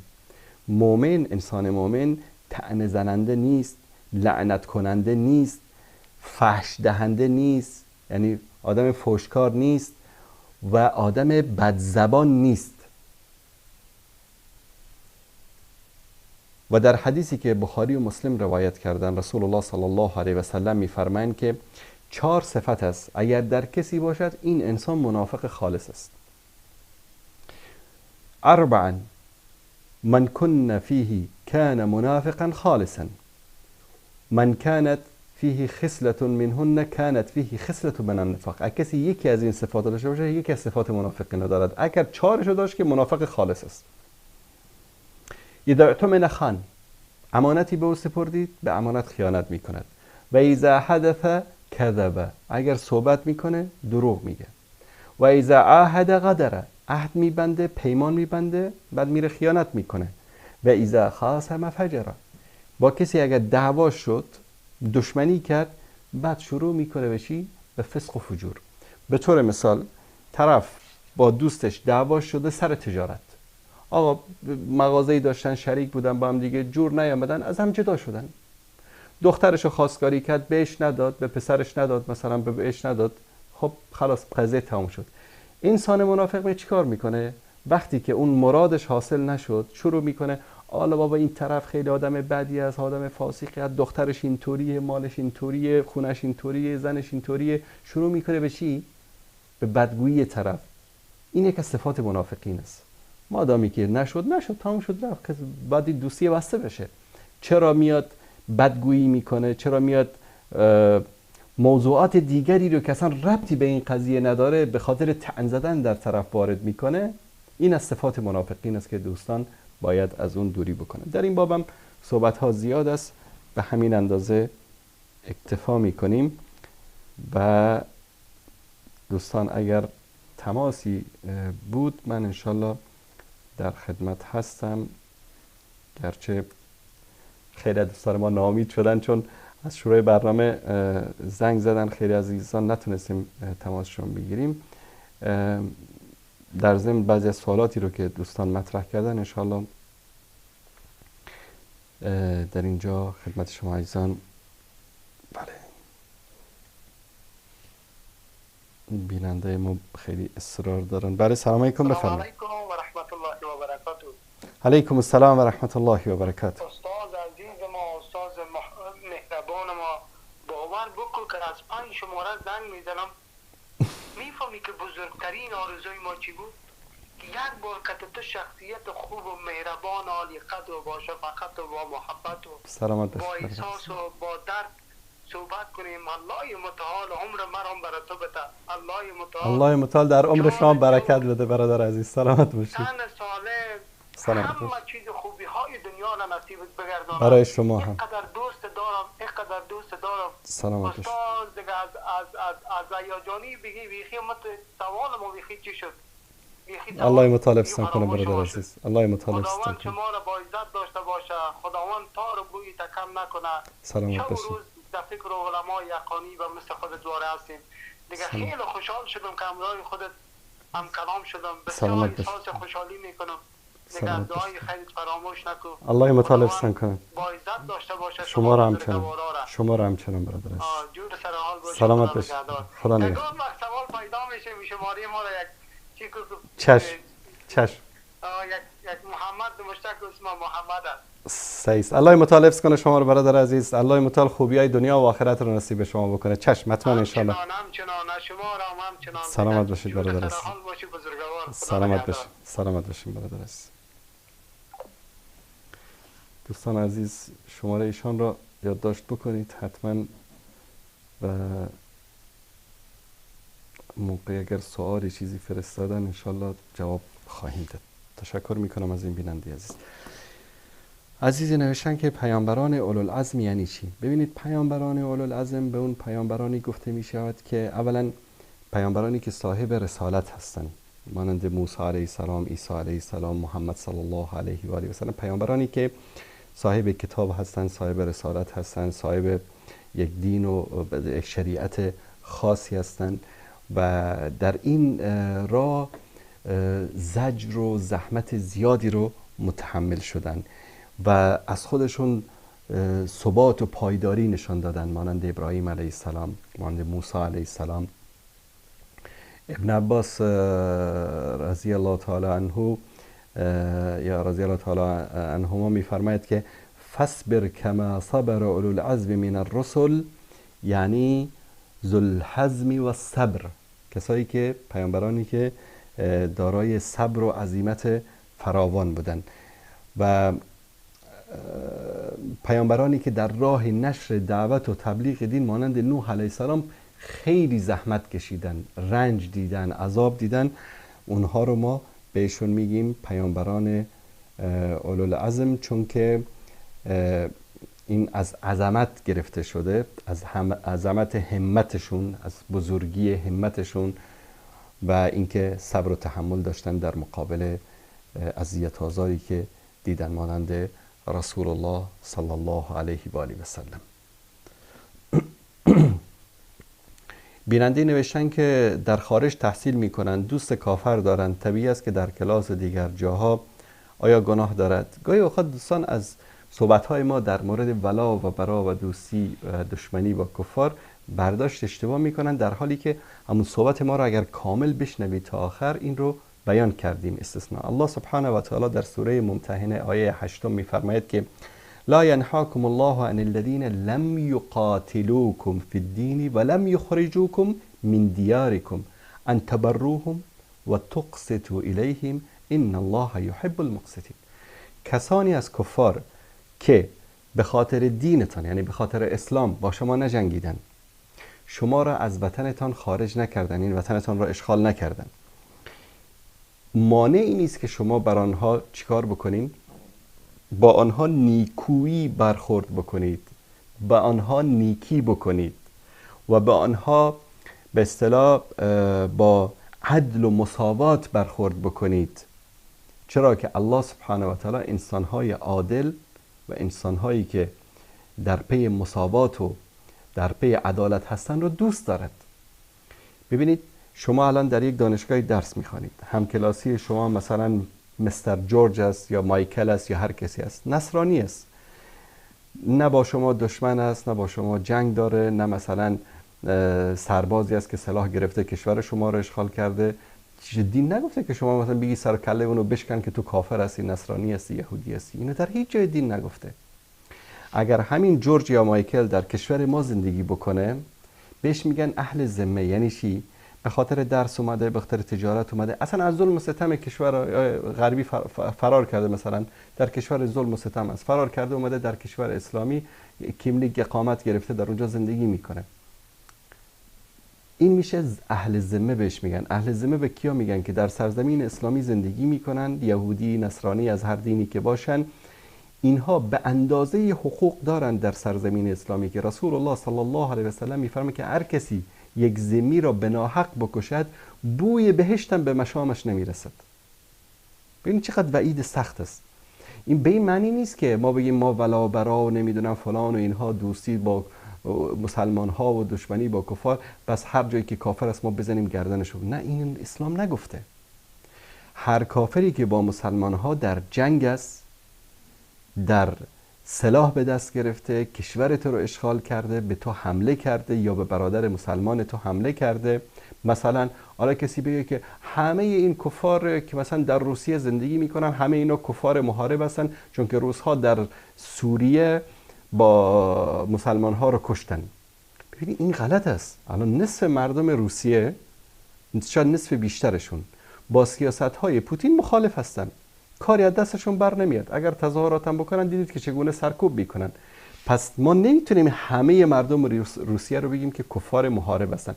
اما وقتی که روس ها میان در سوریه با سلاح و مهماتشون میان در اونجا شروع میکنن با جنگ با مسلمان ها، در اونجا اینها کافر محارب هستن که اونها دستت میرسه بکش، بزن، گرده، هر کاری هم میخوای باش بکن، چون این کافر محارب است، در حالت جنگ است. به همین دلیل وقتی که شما در جای درس میخوانید، در جای زندگی میکنید، حالا شرایط اومده شما رفتید مثلا در کشور اروپایی زندگی میکنید، همسایتون هست، مغازه‌دار هست، نمیدونم صاحب کارتون هست، نه اینکه با همه اینا شما باید دشمنی داشته باشید، بلکه بالعکس باید اونها از اخلاق و رفتار شما به عنوان یک مسلمان متأثر بشن. و وقتی که اشخاص بپرسن که مثلا این رفتار خوبی که با ما میکنی سببش چی است، شما باید به اونا توضیح بدی که اینو دین ما به ما گفته، اینو پیغمبر ما به ما گفته، قرآن ما به ما گفته. یک جای بودی که پیرمرد معلوم بود که یک انسان سیکولری است، در یک جای مثلا صندلی من خالی کردم تا ایشون بشینه. خب تشکر کرد و فلان. گفتم که پیامبر ما به ما امر میکنه که، خارجی بود، پیامبر ما به ما امر میکنه که اگر ما به پیرمردهایمان احترام نگذاریم و با کودکانمان شفقت و مهربانی نکنیم، ما از امت او نیستیم. یا نص حدیث شاید اینطوری باشه که لیس منا من لم یرحم صغیرنا او یعقر کبیرنا، کما قال صلی الله علیه وسلم. وقتی اینو گفتم برگشت گفت واقعا راست میگی اینو؟ گفتم بله اینو رسول الله صلی الله علیه وسلم گفته.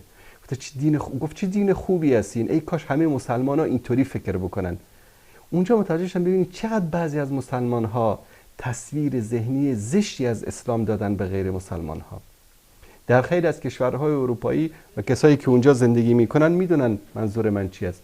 مسلمان ها معروف به دروغگویی هستن، مسلمان ها معروف به فریبکاری هستن. چرا؟ چون واقعا این کارا رو کردن. پس کشورهای بزرگی مانند اندونزی، مالزی، سنگاپور، فیلیپین که شاید 1/3 مسلمان ها بیشتر در اونجا زندگی میکنن، یک شمشیر هم کسی اونجا نزده. سبب اسلامشون چی بوده میدونید؟ اخلاق تاجر مسلمان، اخلاق تجار مسلمان سبب شد که اونها چی به اسلام قبول بکنن. با اخلاقشون مردم مسلمان شدن و امروز با اخلاق ما مردم کافر میشن. من اینجا یکی از سوالات هست، این لیستی که دوستان برای من فرستن، بیننده‌ای گفته که از افغانستان است، برادرش حافظ قرآن، نمیدونم پدرش ملا، میگه من از اسلام بیزار شدم به خاطر یک سوالی که پرسیدم از یک ملا و برخوردی که با من کرد. مثلا امروز جوان سوشال مدیا میگرده، در اینترنت میگرده، امروز دنیا تبدیل به یک دهکده کوچیک شده، شبهه براش پیش میشه، میره پیش مناسب. والا برای من شبهه پیش اومده که خدا چطور به وجود آمده. خب این سوال است، طبیعی است، سوالی برایش ایجاد شده. بعد ملا برو گم شو، کافر شدی، مرتد شدی، برو بیرون. یا زمرت ورکشد خرزوی فلان، 4 تا فوش هم ملا بهش میده که تو اومدی این شبهه رو داری، تو کافر مرتد. خب اینو بدتر از دین بیزار میکنن. اصلا تا حالا اگر نیمچه کافر بود الان سوچه کافر میشد. بلکه باید بشینن براش واضح بگن، با دلیل، با بیان، با عقل، با علم، با قرآن، با سنت.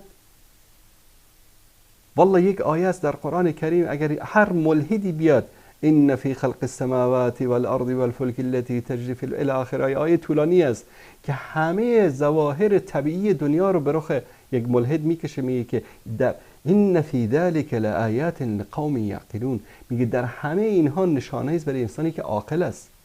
هیچ انسان عاقلی منکر خدا نمیشه. اما این روش، اسلوب، برخورد، این مهم است.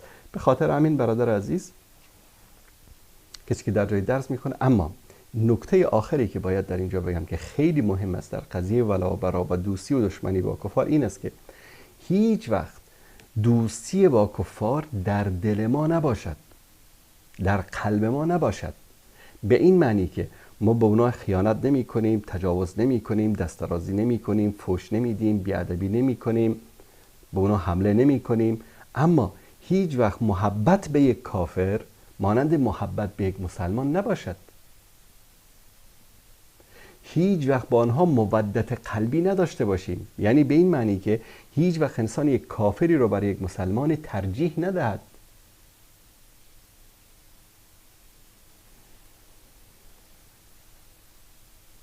همچنین بیننده ما سوال دیگری هم نوشتن که آیا اگر ما ندانسته کسی یعنی آیتی را انکار کرد، حرفی را از دین انکار کرد، آیا این انسان کافر میشد ندانسته؟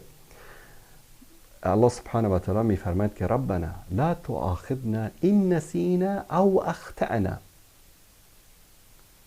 این دو آیه آخر سوره بقره رو که همیشه میخوانیم، بارالها ما را مؤاخذه نکن اگر فراموش کردیم یا خطا کردیم. و الله سبحانه و تعالی این دعای صحابه رو مستجاب کرد. بعد از اون الله سبحانه و تعالی میفرماید که لا یکلف الله نفسا الا وسعها لها ما کسبت و علیها ما اکتسبت. پس خطا و فراموشی رو الله سبحانه و تعالی بازخواست نمی کند. بیننده نوشتن که سوال سوم هم بیننده شاید باشه، کسی که بگه ریش گذاشتن خوش ندارم یا بگه از ملا خوشم نمیاد کافر میشه. اگر از ریش از ملا به عنوان یکی از شعائر دین متنفر باشه، این انسان خطر این است که وارد کفر بشه.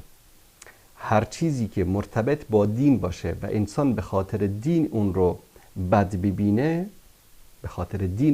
ببینه، این انسان رو به دایره کفر وارد میکنه. اما نمیدونه که مثلا ریش گذاشتن واجب است، ریش گذاشتن سنت مؤکده است، ریش گذاشتن یک از شعائر دین است، ملا که است به اصطلاح این یک از شعائر دین است. درسته امروز شاید ملاهای ما اشتباه بکنن، خطا برن، اما اینا از شعائر دین محسوب میشن. دین رو انسان امروز ما به وسیله همینا میشناسیم. پس تمسخر کردن با اونها، کراهیت و بد دیدن آنها بدون دلیل، بدون سبب، این انسان رو چیکار میکنه؟ به کفر نزدیک میکنه. اما یک ملای مثلا عیاش است، یک ملای شرابخور است، یک ملای زناکار است، ملا عالم دین زنا نمیکنه، میکنه، عالم دین اشتباه نمیکنه، میکنه، عالم دین گناه نمیکنه، میکنه، عالم دین معصوم نیست. ملا باشه، مولایی باشه، مولانا باشه، داملا باشه، هر کسی باشه. اما من به خاطر اینکه یک ملاهی یک اشتباهی کرده همه ملاها رو بد ببینم، به این معنی است که اگر یک دکتری هم آدم خراب بود ما همه دکترها رو بد ببینیم.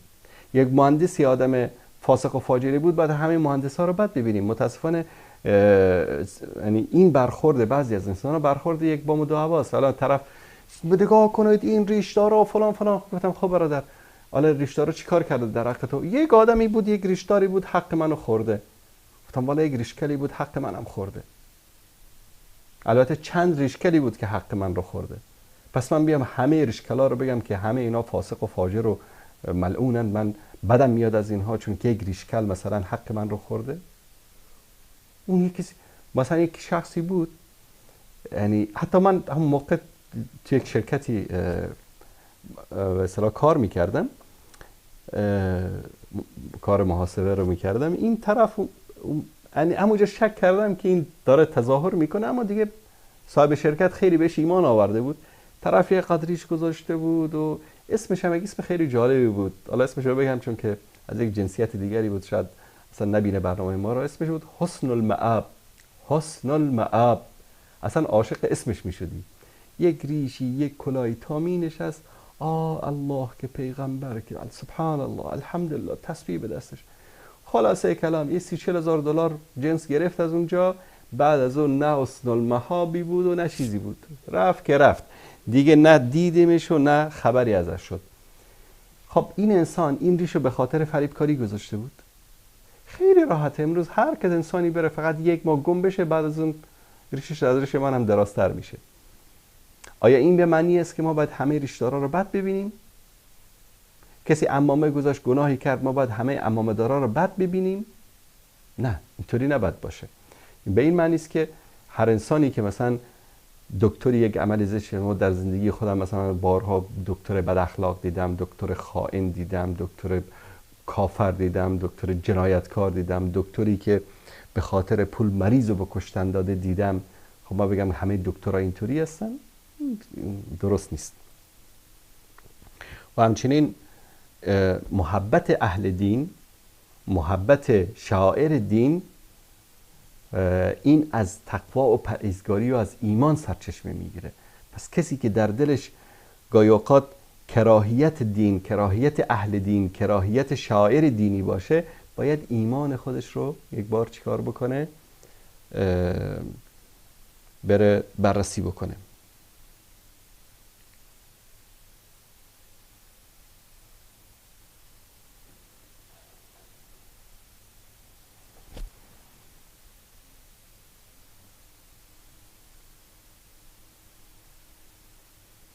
بیننده عزیز سلام علیکم، بفرمایید.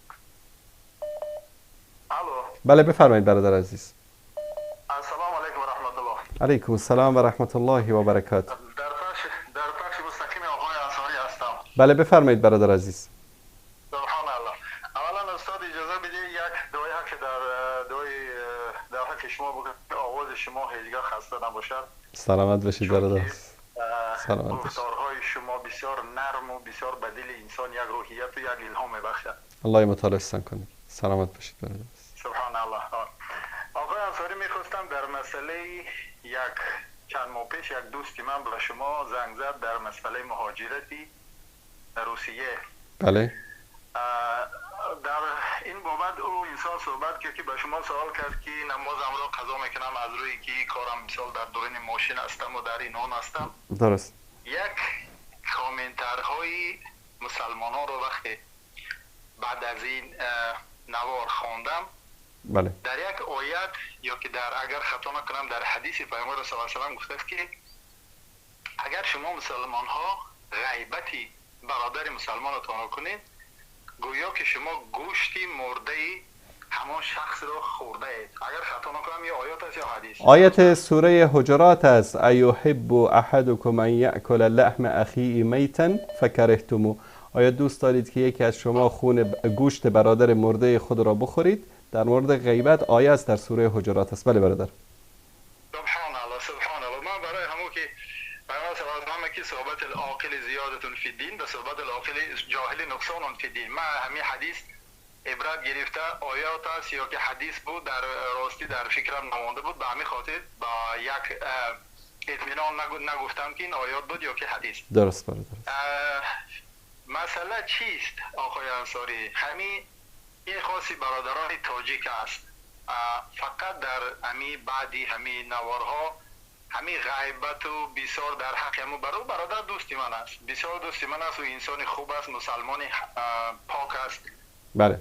حرام خوری نمیکنه، دروغ نمیگوید، غیبت نمیکرد. او انسان بسیار انسان خوب است. کامنتارهایی که در حق او برادر نوشتن تو بهانه میکنی تو این آن میکنی، یکم این که او برادر با استاد انصاری تماس گرفت، نه از دیگران کو یگام دلیل و یگام فتوا و یگام گرفتنی نبود. درست.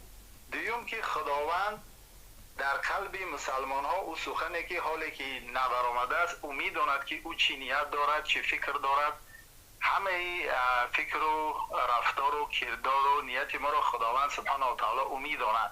وقتی این برادر به شما سوال میکند که من امکان ندارم میخوام نمازم رو بخوانم، امکان ندارم، در بعد نوار بسیار انسان ها غیبت، بسیار سخنهای نامردانه و پستی در حق این برادر نوشته دارد. من خواندم، راستی خجالت کشیدم. به همین خاطر خواستم به شما بار دیگر تماس بگیرم و همین آیاتی که شما باز در این نوار گفتید بسیار خوب با یک ساده کرده فهموندید که همین گوشتی برادر خودت رو میخواد. فکر من این است استاد گفتنی هستم که وقتی که انسان در همین کامنتارها می نویسد این یک غیبت است.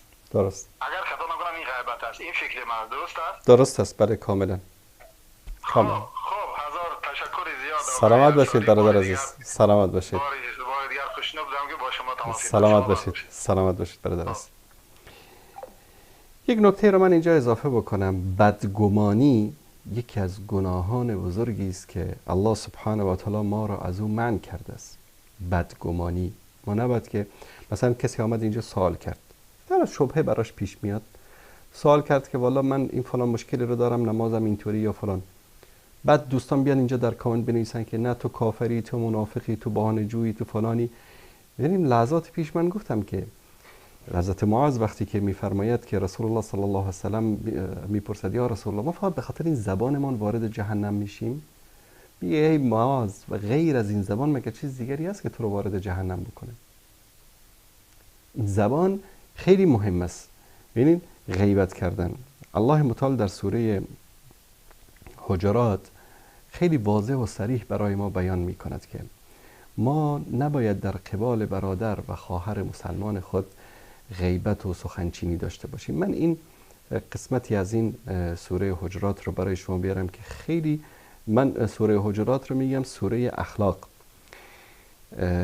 و کتابی هم در این مورد نواری بود دوستان زحمت کشیدن این پیاده کردن به نام تجلی اخلاق اسلامی در سوره حجرات. این کتاب رو میتونید از کتابخانه قلم پیدا بکنید یا دوستان اگر بتونن لینکش رو بگذارن الان در کامنت برای دوستان. سخنرانی من بود، یکی از دوستان زحمت کشیدین رو از نوارش رو پیاده کرده بود، بعد یک سری اضافاتی رو انجام دادیم. کتاب جالبی است، یعنی کلا درس های اخلاقی که در سوره حجرات هست رو در این کتاب بیان میکنه. الله سبحانه و تعالی به خاطری که وقتی که در سوره حجرات میگه که انما المؤمنون اخوه، مؤمنین برادران یکدیگر هستند، یک سری از اسبابی رو که سبب از بین رفتن اخوت و محبت بین برادران مسلمان میشود رو بیان میکند. اولش این است یا ایها الذین آمنوا لا یسخر قوم من قوم دیگری رو مسخره نکنند. حالا مثلا تاجیک میاد فکایی میگه سر افغان‌ها، افغان‌ها میان فکایی میگن سر ازبک‌ها، پاکستانی‌ها میان سر افغان‌ها، افغان‌ها یاد کنن پاکستانی رو میگن دالخوراب، ایرانی‌ها مثلا جوک و فکایی میگن برای افغان‌ها یا برای عرب‌ها یا عرب‌ها برای عجم‌ها. این تمسخر بالای قوم‌ها، این رو صراحتاً الله متعال در سوره حجرات من کرده. لا یسخر قوم من قومی از قوم دیگری تمسخر نکنه. عسى ان یکونوا خیرا منهم، شاید که در نزد الله سبحانه و تعالی این کسی رو که شما مسخره میکنین در نزد الله تعالی از تو بهتر باشه. شاید اون مغولستانی مسلمانی که من و تو داریم اون رو قیافش رو مسخره میکنیم در نزد من در نزد الله متعال از من و تو خیلی مرتبهش بالاتر باشه. و چون بیشتر زنها این کار رو انجام میدهند، به خاطر همین یک تهدید خاص برای زنها. الله متعال میفرماید ولا نساء من نساء عسى ان يكن خيرا منهن، و نه زنهایی از زنهای شما آنها را مسخره بکنن، زنهای دیگر را، شاید که آن زنهایی که مسخره میشوند از اینایی که مسخره میکنن بهتر باشن. ولا تلمزوا انفسکم ولا تنابزوا بالالقاب. بعضیا مثلا خیلی معروف از در افغانستان، در تاجیکستان، لنگ محمود، شل احمد، کور علی، نمیدونم فلان دراز، فلان کوتاه، فلان صوفی، فلان ریشدار، فلان نمیدونم چطوری. این تنابز بالالقاب، این رو الله متعال فسق میگه که بر همدیگر نام نگذارین. طرف نامش احمد است، اینا اومدن یک اسم دیگری براش گذاشتن، مسخرش میکنن. این مسخره کردن این گناه کبیره است. الله سبحانه و تعالی میفرماید ولا تنابزوا بالالقاب بئس اسم الفسوق بعد الایمان. بعد از اینکه شما خودتان رو مؤمن خواندین، چه بد است که بر شما نام فاسق گذاشته شود. یعنی وقتی که این اسمها رو میگذارید، مردم رو تمسخر میکنید، شما فاسق میشید. فاسق، جای فاسق کجا هست؟ جهنم. و من لم یتب، کسی که از این کاراش توبه نکنه، فاولئک هم الظالمون، اینها ظالمین هستند، ستمگار هستند.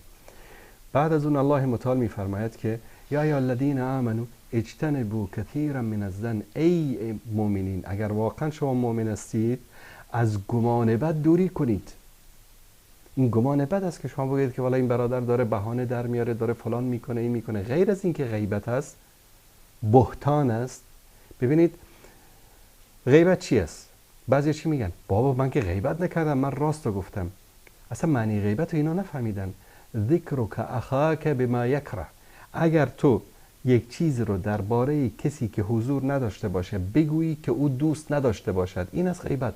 خدا کنه که این رو دروش بگی، پشت سرش بگی، هر طوری که باشد، مادام طرف دوست نداشته باشد که این حرف را بزنی، غیبت است. بعضیا غیبتشان رو با یک لفافه دیگر انجام میدن.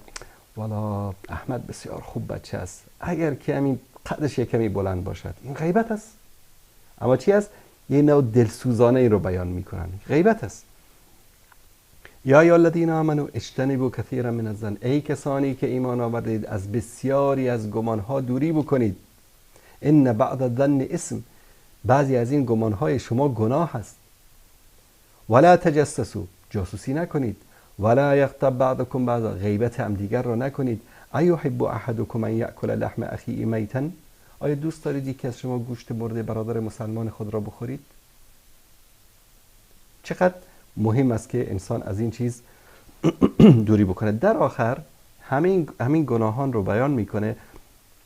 بعد میفرماید یا ایها الذین یا ایها الناس انا خلقناکم من ذکر و انثی وجعلناکم شعوبا و قبائل لتعارفوا ان اکرمکم عند الله اتقاکم. ای کسانی که، ای انسان ها، ببین این خطاب بین المللی است، این پیام بین المللی است. من میگم در قرآن پیام های خاص برای مؤمنین است، شروع میشه یا ای الذین آمنو، این خاص برای مؤمنین است، برای مسلمان هاست. یا ایها الناس که شد تنها برای مسلمان ها نیست، برای کل بشریت است. ای انسان ها، همه شما را ما از یک پدر و مادر آفریدیم و شما را قوم و قبیله ساختیم که هم دیگر را بشناسید. ان اکرمکم عند الله اتقاکم، بهترین شما در نزد الله متعال با تقوا ترینشان. معیار قوم نیست، معیار زبان نیست، معیار چی است؟ تقوا و پرهیزگاری است. و الله سبحانه و تعالی در قضیه افک وقتی که بعضی از مسلمان ها تهمت به حضرت عایشه رو شنیدن، این رو تکرار کردن در بین مردم. شرکت نکرده بودن، در منافق هم نبودن، لیکن چیزی که شنیده بودن رو در هر جای میگفتن. الله متعال در اینجا ما رو از یک گناه خیلی بزرگ و زشت به ما هشدار میده و ما رو برحذر میداره که از اون دوری بکنیم. لولا اذ سمعتموه ظن المؤمنین والمؤمنات بانفسهم خیرا، و اگر که شما وقتی که این حرف ها رو شنیدید باید گمان مؤمنین و مؤمنات در مورد همدیگرشان چی باشد؟ خیر باشد. برادری آمد سوالی کرد، باید شما در اون باره فکر خوب بکنید. بله شاید این برادر ما مشکل دارد، شاید این واقعا نمیتواند نمازش را سر وقت بخواند، شاید این مشکل دارد، براش عذر بتراشید. التمس لاخیک عذرا، برای برادر مسلمانتان عذر بتراشید، نه اینکه او را مستقیما و بدون دلیل متهم بکنید، هم غیبت بکنید، هم بهتان بکنید، هم گمان بد بکنید. سه گناه رو بعضی یک جای انجام میدن و این خیلی سخت است. الله متعال ما رو میگه که وقتی که چیزی رو میشنوید، گمان مردان و زنان مؤمن در مورد خودشان باید چی باشد؟ خیر باشد. اما ما برعکسش است، هرچی که شنیدیم خیر رو اصلا توجهی نمی کنیم، کوچکترین چیزی رو هم که شنیدیم اون رو بر حسب شر و بدی چیکار میکنیم؟ تعبیر میکنیم که این عمل زشت و ناجایز است.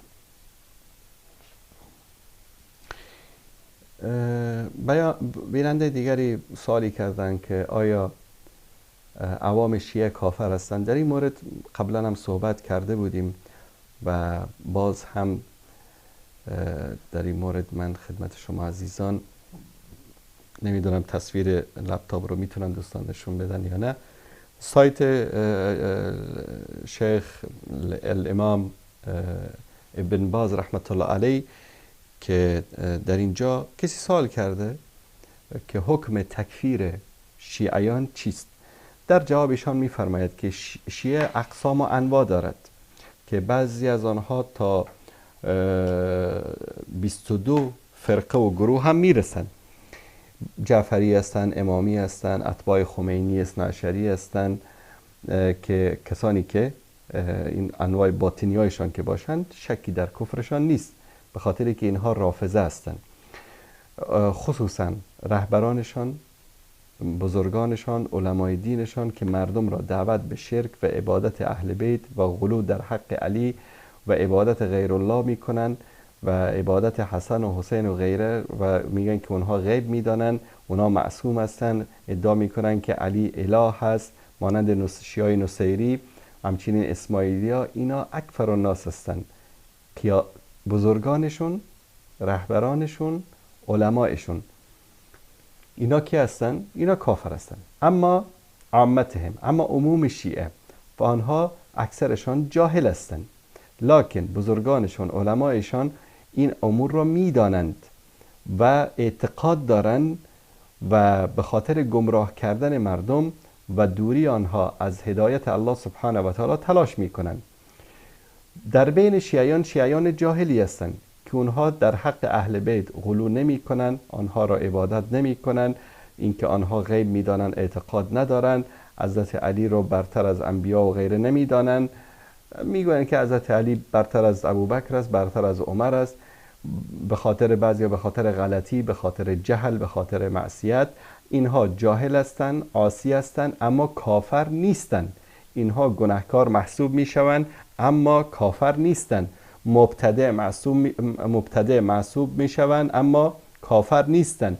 الا کسانی که غلو میکنند در حق اهل بیت، آنها را میپرستند من دون الله و در حق علی و اهل بیت اعتقاد دارند که آنها مانند الله متعال علم غیب دارند، آنها را عبادت میکنند من دون الله و آنها را افضلتر از انبیا میدانند، بالاتر از رسول الله صلی الله علیه و سلم و انبیا میدانند، مانندی که خمینی در کتابش الحکومه الاسلامی میگوید که ائمه ما به مقام و منزلتی رسیدند که نه فرشته مقرب و نه نبی مرسل رسیده است. اینها کلمات کفری است و اینجا میگه که و حکام ایران امروز اینها گمراهترین مردم ها هستند و در کفر غرق هستند، ولو که تظاهر به اسلام بکنن، به خاطر که دعوت به شرک و عبادت غیر الله میکنن و اینها از دعوتگران به سوی رافضه‌گری هستند، دعوت به سب صحابه میکنن، لعن صحابه میکنن، غلو در باره حضرت علی و اهل بیت دارن و میگن که اونا معصوم هستند، غیب را میدانند،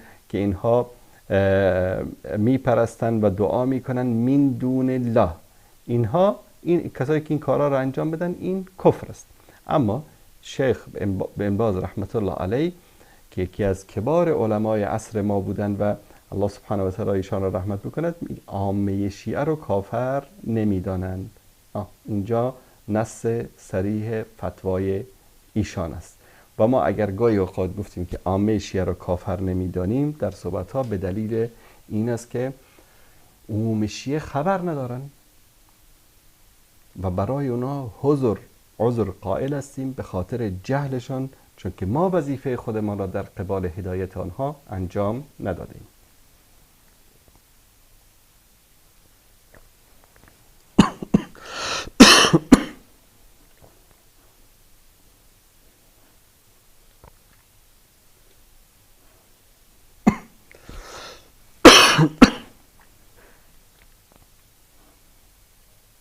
خب دوستان عزیز، کارگردان ما اشاره میکنن که وقت به پایان رسید. فقط آخرین سوالی رو که دوست عزیز ما فرستادن، البته سوالات زیادی هست که من وقت نشد پاسخ بدم، نوشتن که حکم پوشیدن عمامه و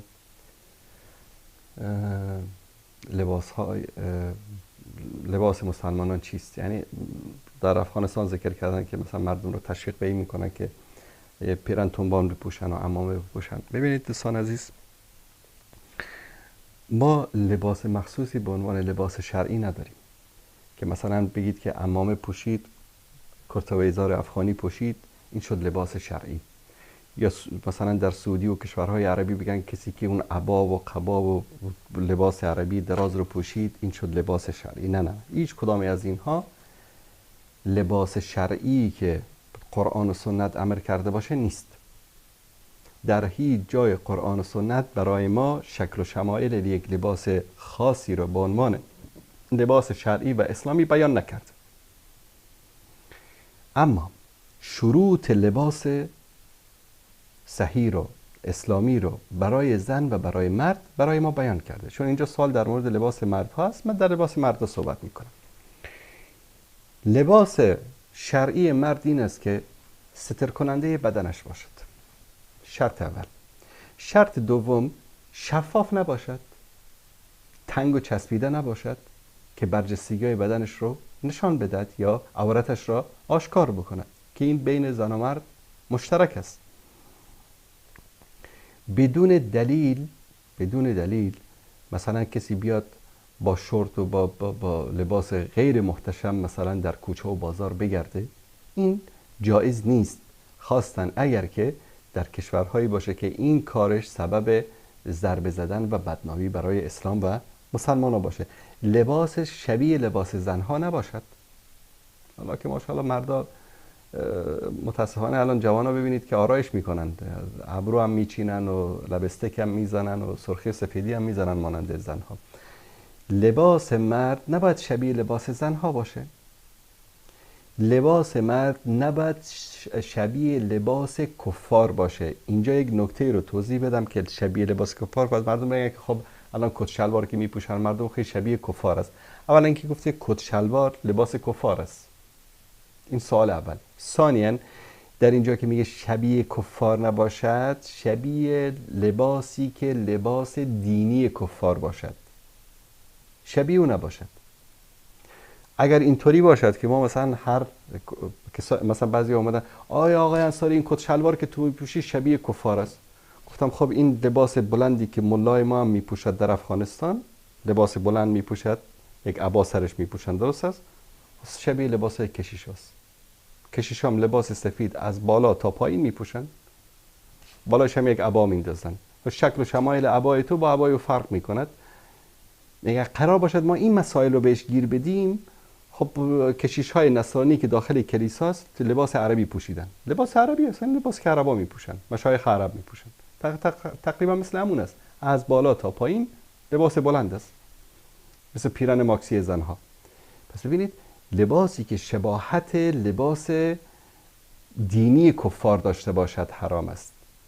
استفاده چیزهایی که جز شعائر دینی کفار باشد برای ما حرام است، مثلا صلیب یا لباسی که مثلا در شبهای عبادتشان میپوشند، در مراسم مذهبیشان میپوشند، ما از اونها تقلید بکنیم، این برای یک مسلمان جایز نیست. اما در مورد شکل و شمایل لباس خاصی که ما بگیم این لباس اسلامی، مثلا در افغانستان امارت اسلامی بگه که کرتزار افغانی و لنگی که است این لباس اسلامی است، در عربستان بگه نه این پیرن عربی و عبا و قبا با این چادری که سرشان میندازن و با نمیدونم چلتار اینا بگن این لباس اسلامی است. نه اینطوری نیست. هیچ لباس، شروط لباس مهم است، نه این شکل و شمایلی که مثلا پس انسان به شکل و شمایل نباید امروز کسی بیاد مثلا در دانشگاه کابل یا در جای دیگه مردم رو مجبور بکنه که حتما عمامه بپوشین، حتما لباس اینطوری بپوشین. نه، لباس ساتر باشد، لباس برجستگی های بدن رو تنگ نباشد، شفاف نباشد، خدا کنه کت شلوار باشه، لباس عربی باشه، لباس افغانی باشه، هر چی که باشه، المهم این شروط رو داشته باشه. و لباس معینی در اسلام به عنوان لباس شرعی نیست. حتی لباسی که مثلا این لباس خاص لباس رجال دین است که ملاها باید بپوشن، این لباس خاص لباس مردمی است که عوام باید بپوشن، این چیز هم در اسلام نیست. پیامبر از همون لباسی میپوشید که صحابه میپوشن، صحابه از همون لباسی میپوشن که عامه مردم میپوشید، هیچ فرقی نداره. طرف وارد مجلس پیامبر میشد نمیدانست که محمد کی است صلی الله علیه و سلم، ابوبکر کی است، عمر کی است، عامه مردم کی هستن، همه مثل هم بودن. عمامه پوشیدن، عمامه این یک رسمی در بین عرب بود. رسول الله صلی الله علیه و سلم هم میپوشیدن، ابو جهل و ابو لهب هم میپوشید. این که ما بگیم نه این فقط این اجباری است که همه مسلمان ها باید عمامه بپوشن، حتی کی گفته که این سنت است که پیامبر امر کرده باشن که حتما شما باید عمامه بپوشید.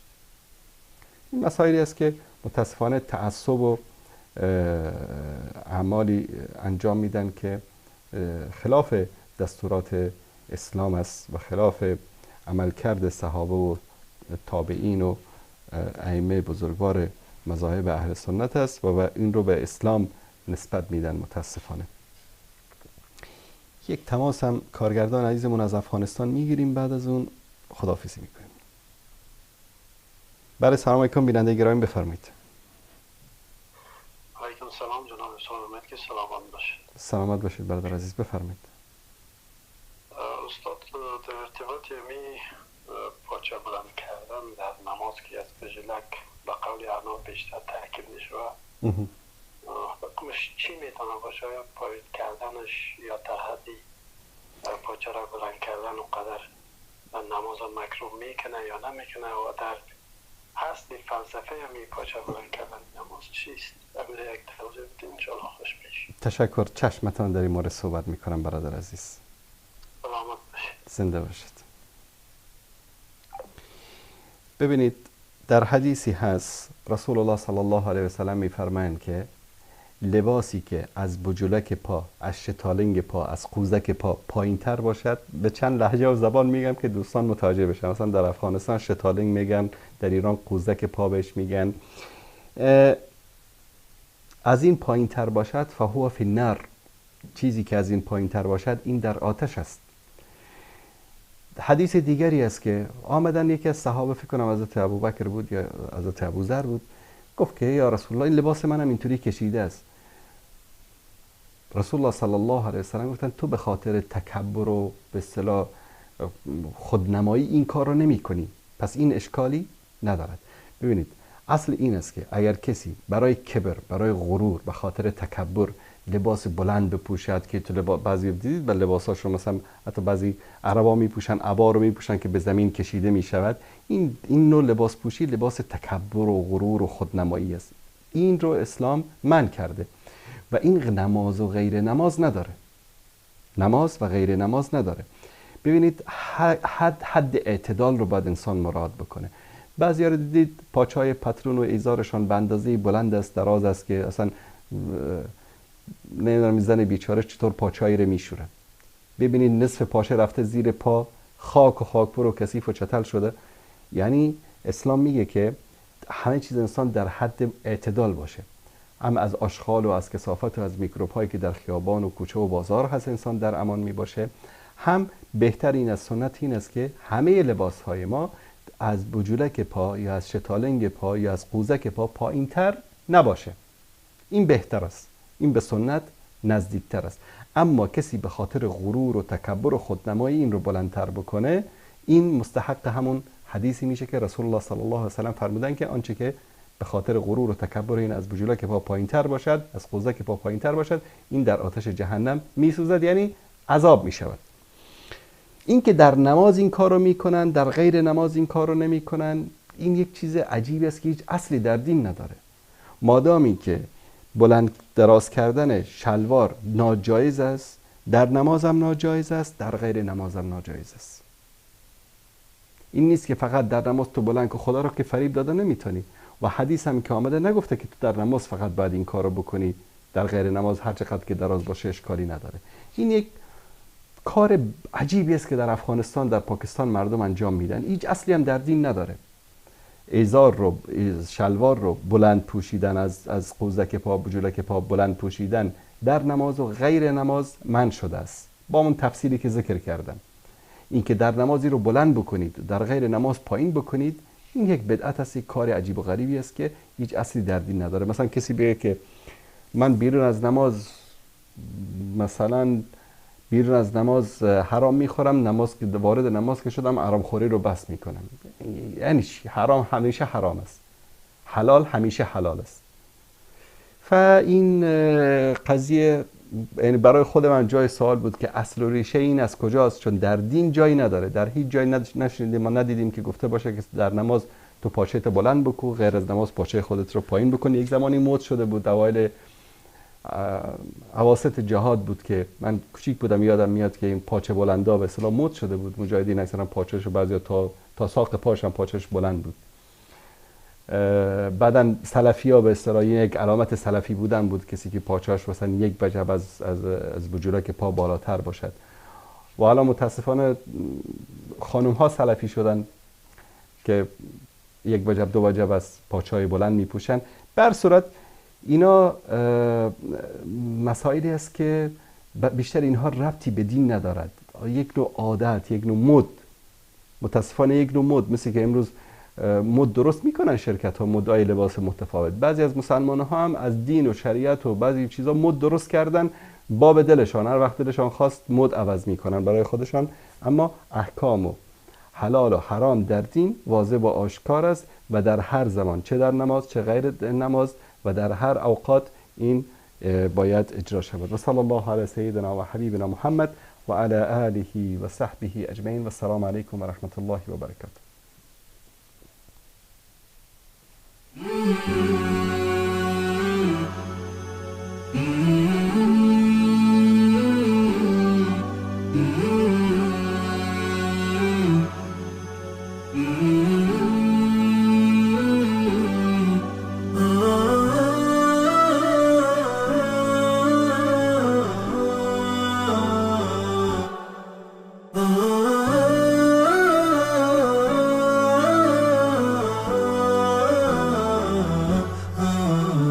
نداء الحق صوت قد شجاني